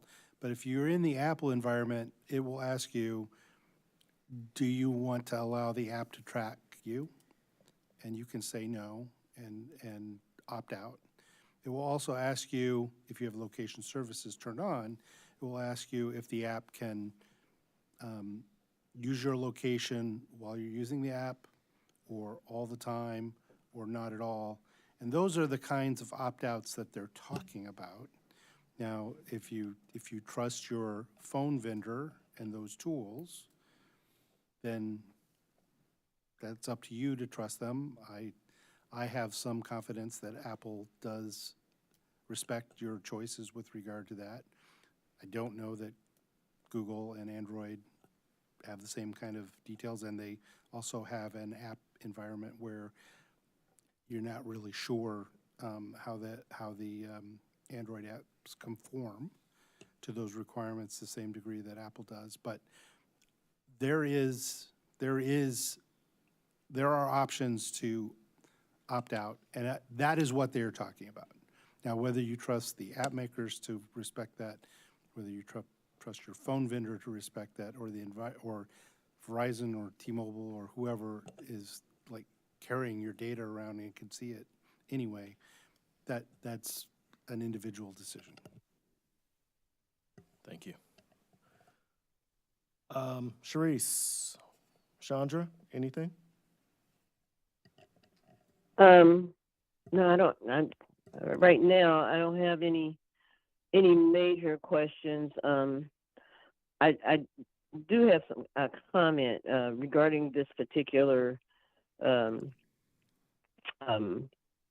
piece of equipment, because I've talked to different people that they use it, and my understanding, and then people, regarding at the city and different departments, because my understanding is that this is almost invaluable piece of software, so that we can actually determine and figure out what our economic development is, where it could fall next, how we can help Urbana to grow.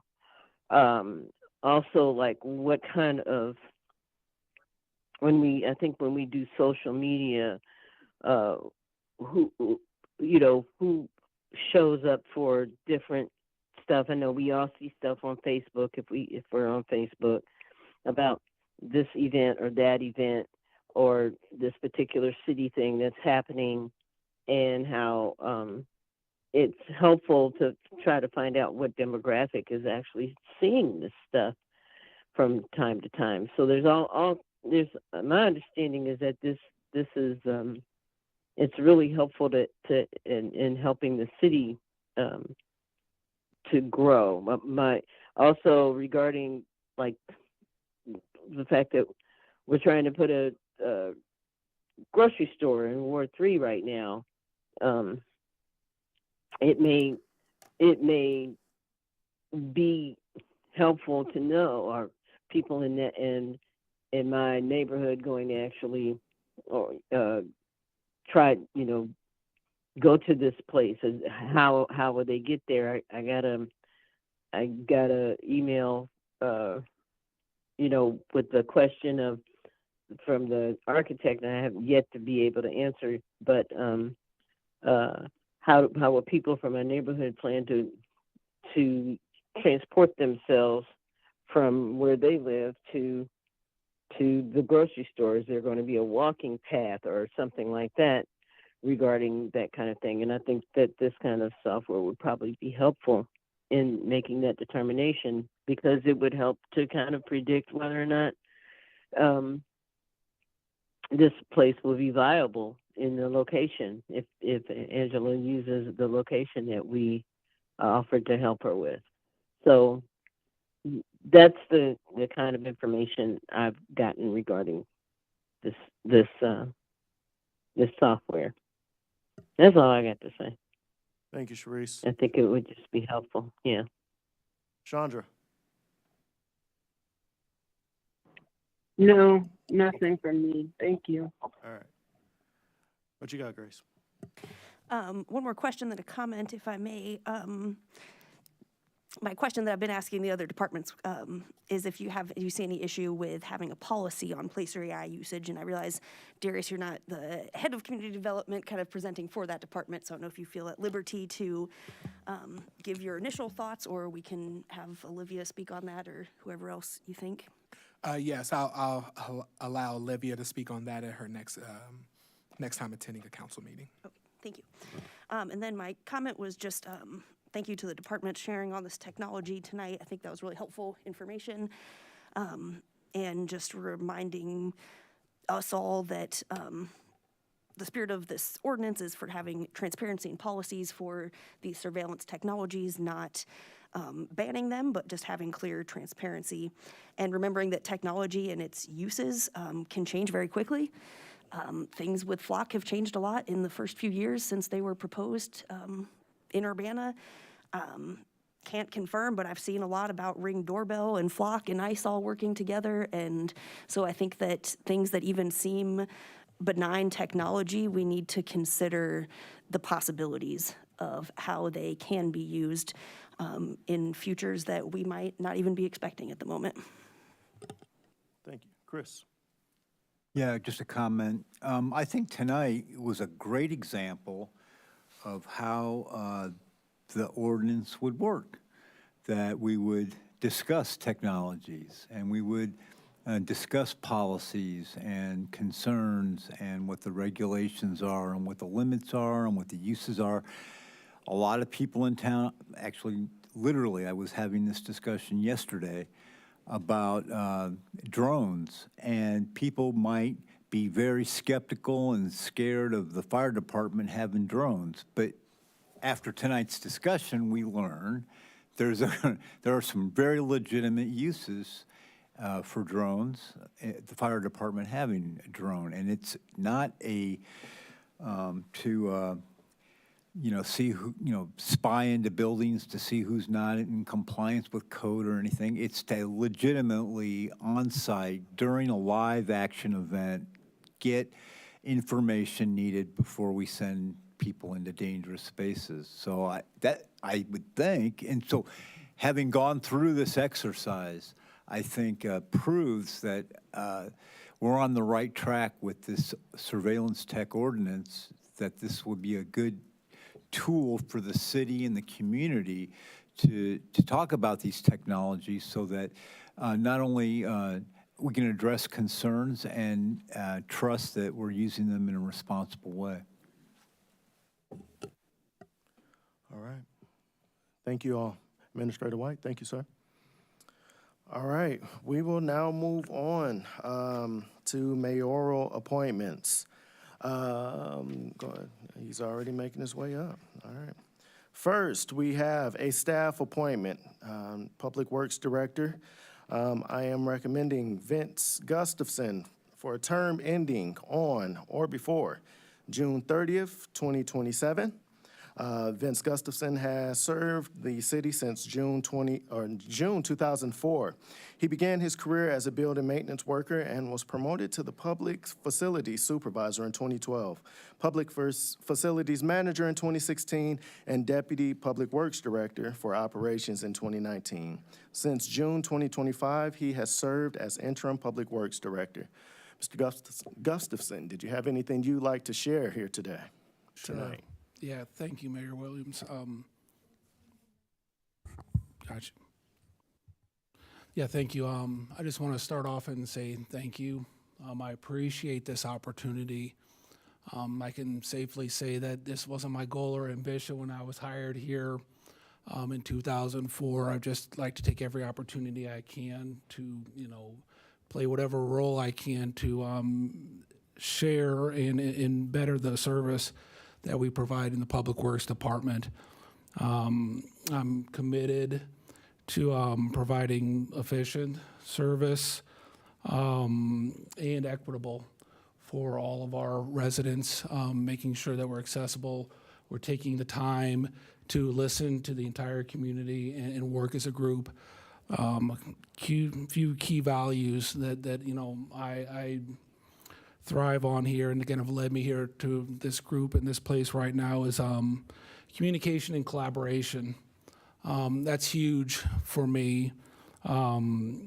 Internally within our department, I've strived very hard to break down silos between our divisions in Public Works, even working with our operations folks and our engineering staff, and making sure we're meeting frequently and communicating and looking at that long-range vision versus that, kind of boots on the ground, windshield view, bringing those teams together and getting everybody's input.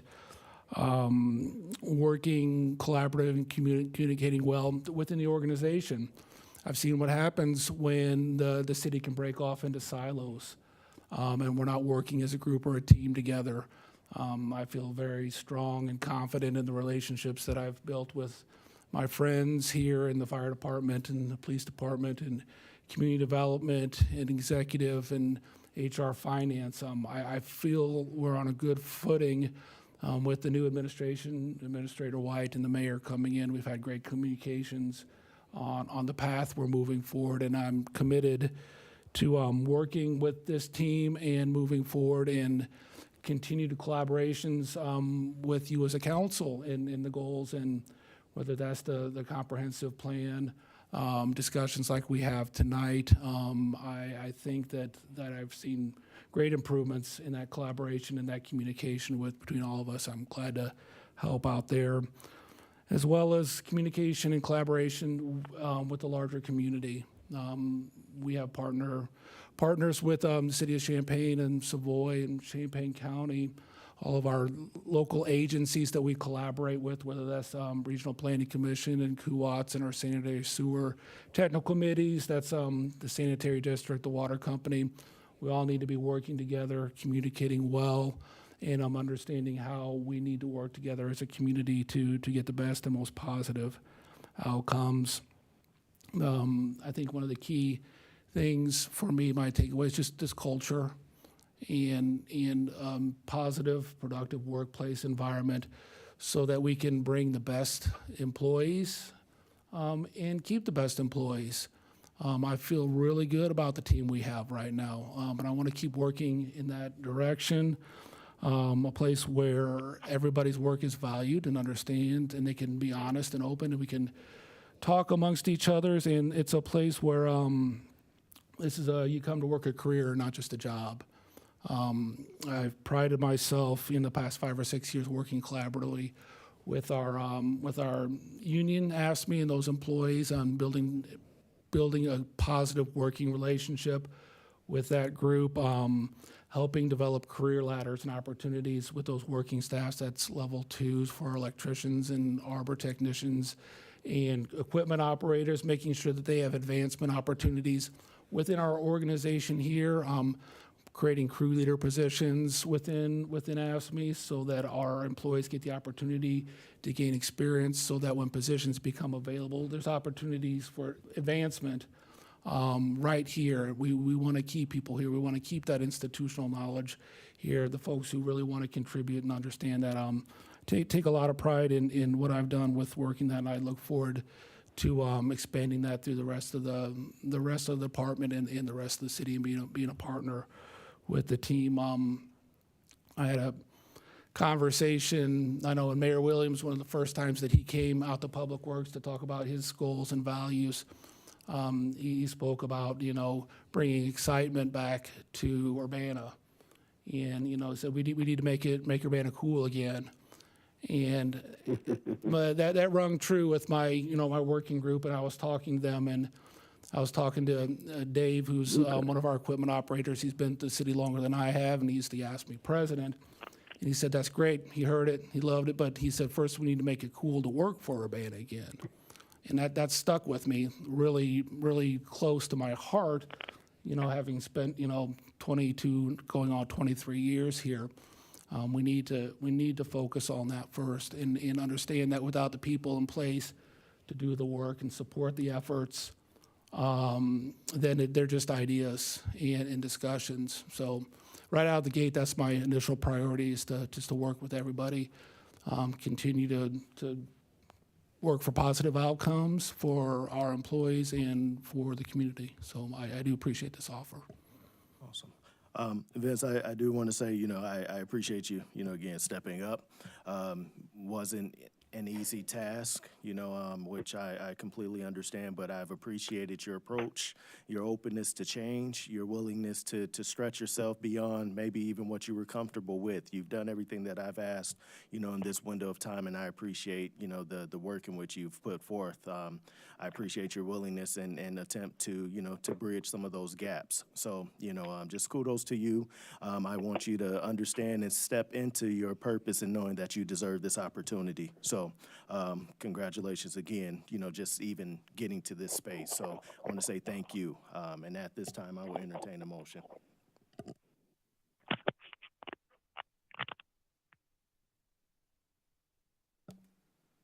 I'd like to move for the appointment of Vince Vince Gustafson for the interim for the director of public works, and term ending be on or before June 30th, 2027.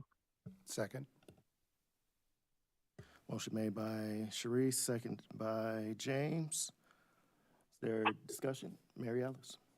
Yeah, and I feel bad putting you on the spot, but I did have one question. Well, my dad's name is Vincent, so I don't call him Vince, but, so one of my questions is, how, I would actually recommend for consistency purposes that questions are directed to the mayor or administration, because with the last mayoral staff appointment, I do not recall that the applicant answered questions, that it was like questions are through the department putting forward Okay, the that's application. fine. Did not. Yeah. Correct. that's no problem. All right. Motion made by Sharice, seconded by James. At this time, seeing no additional, clerk, will you please call the? Okay. Clerk, will you please call the roll? Councilmember Wu, Yes. Councilmember Evans, Yes. Councilmember Hersey, Yes. Councilmember Bishop, Yes. Councilmember Wilkin, Present. Councilmember Quisenberry. Yes. Thank you. All right, that passes. Congratulations, sir. Thank you very All much. right. Good job.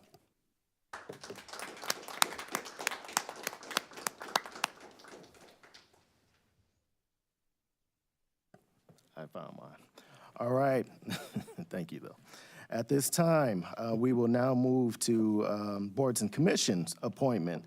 First, for the Bicycle and Pedestrian Advisory Committee, Nicholas Anand, with the term ending June 30th, 2028.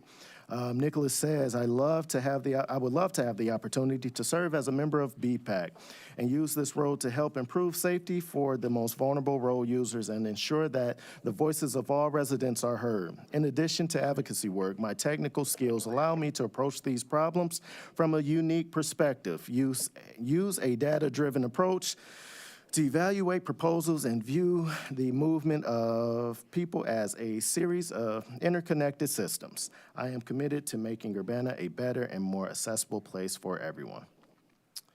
I will entertain a motion.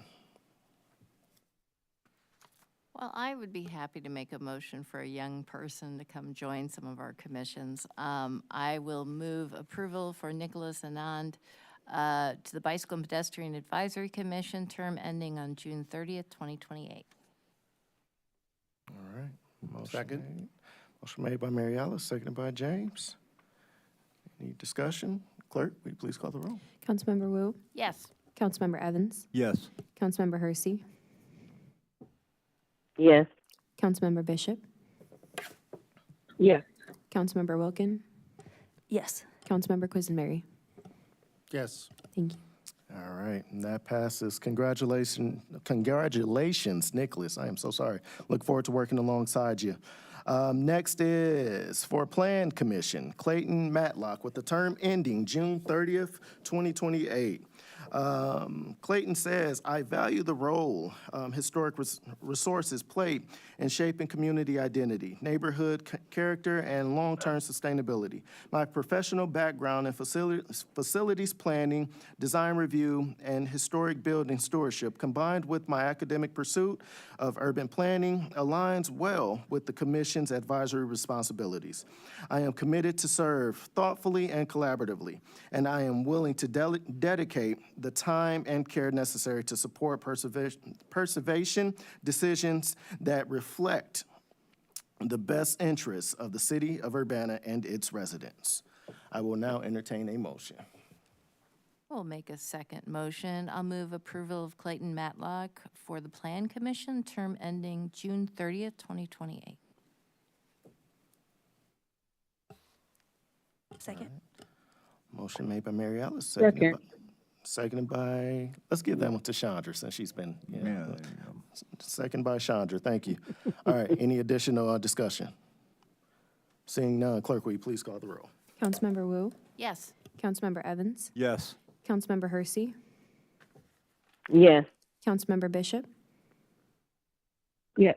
Councilmember Wilkin, Yes. Councilmember Quisenberry. Yes. Thank you. And that passes. Congratulations, Clayton. Looking forward to working alongside you as well. All right, we will move on to the next item, which it is adjournment. With no further business before this body, this meeting is adjourned. Thank you all so much. Good night and good luck.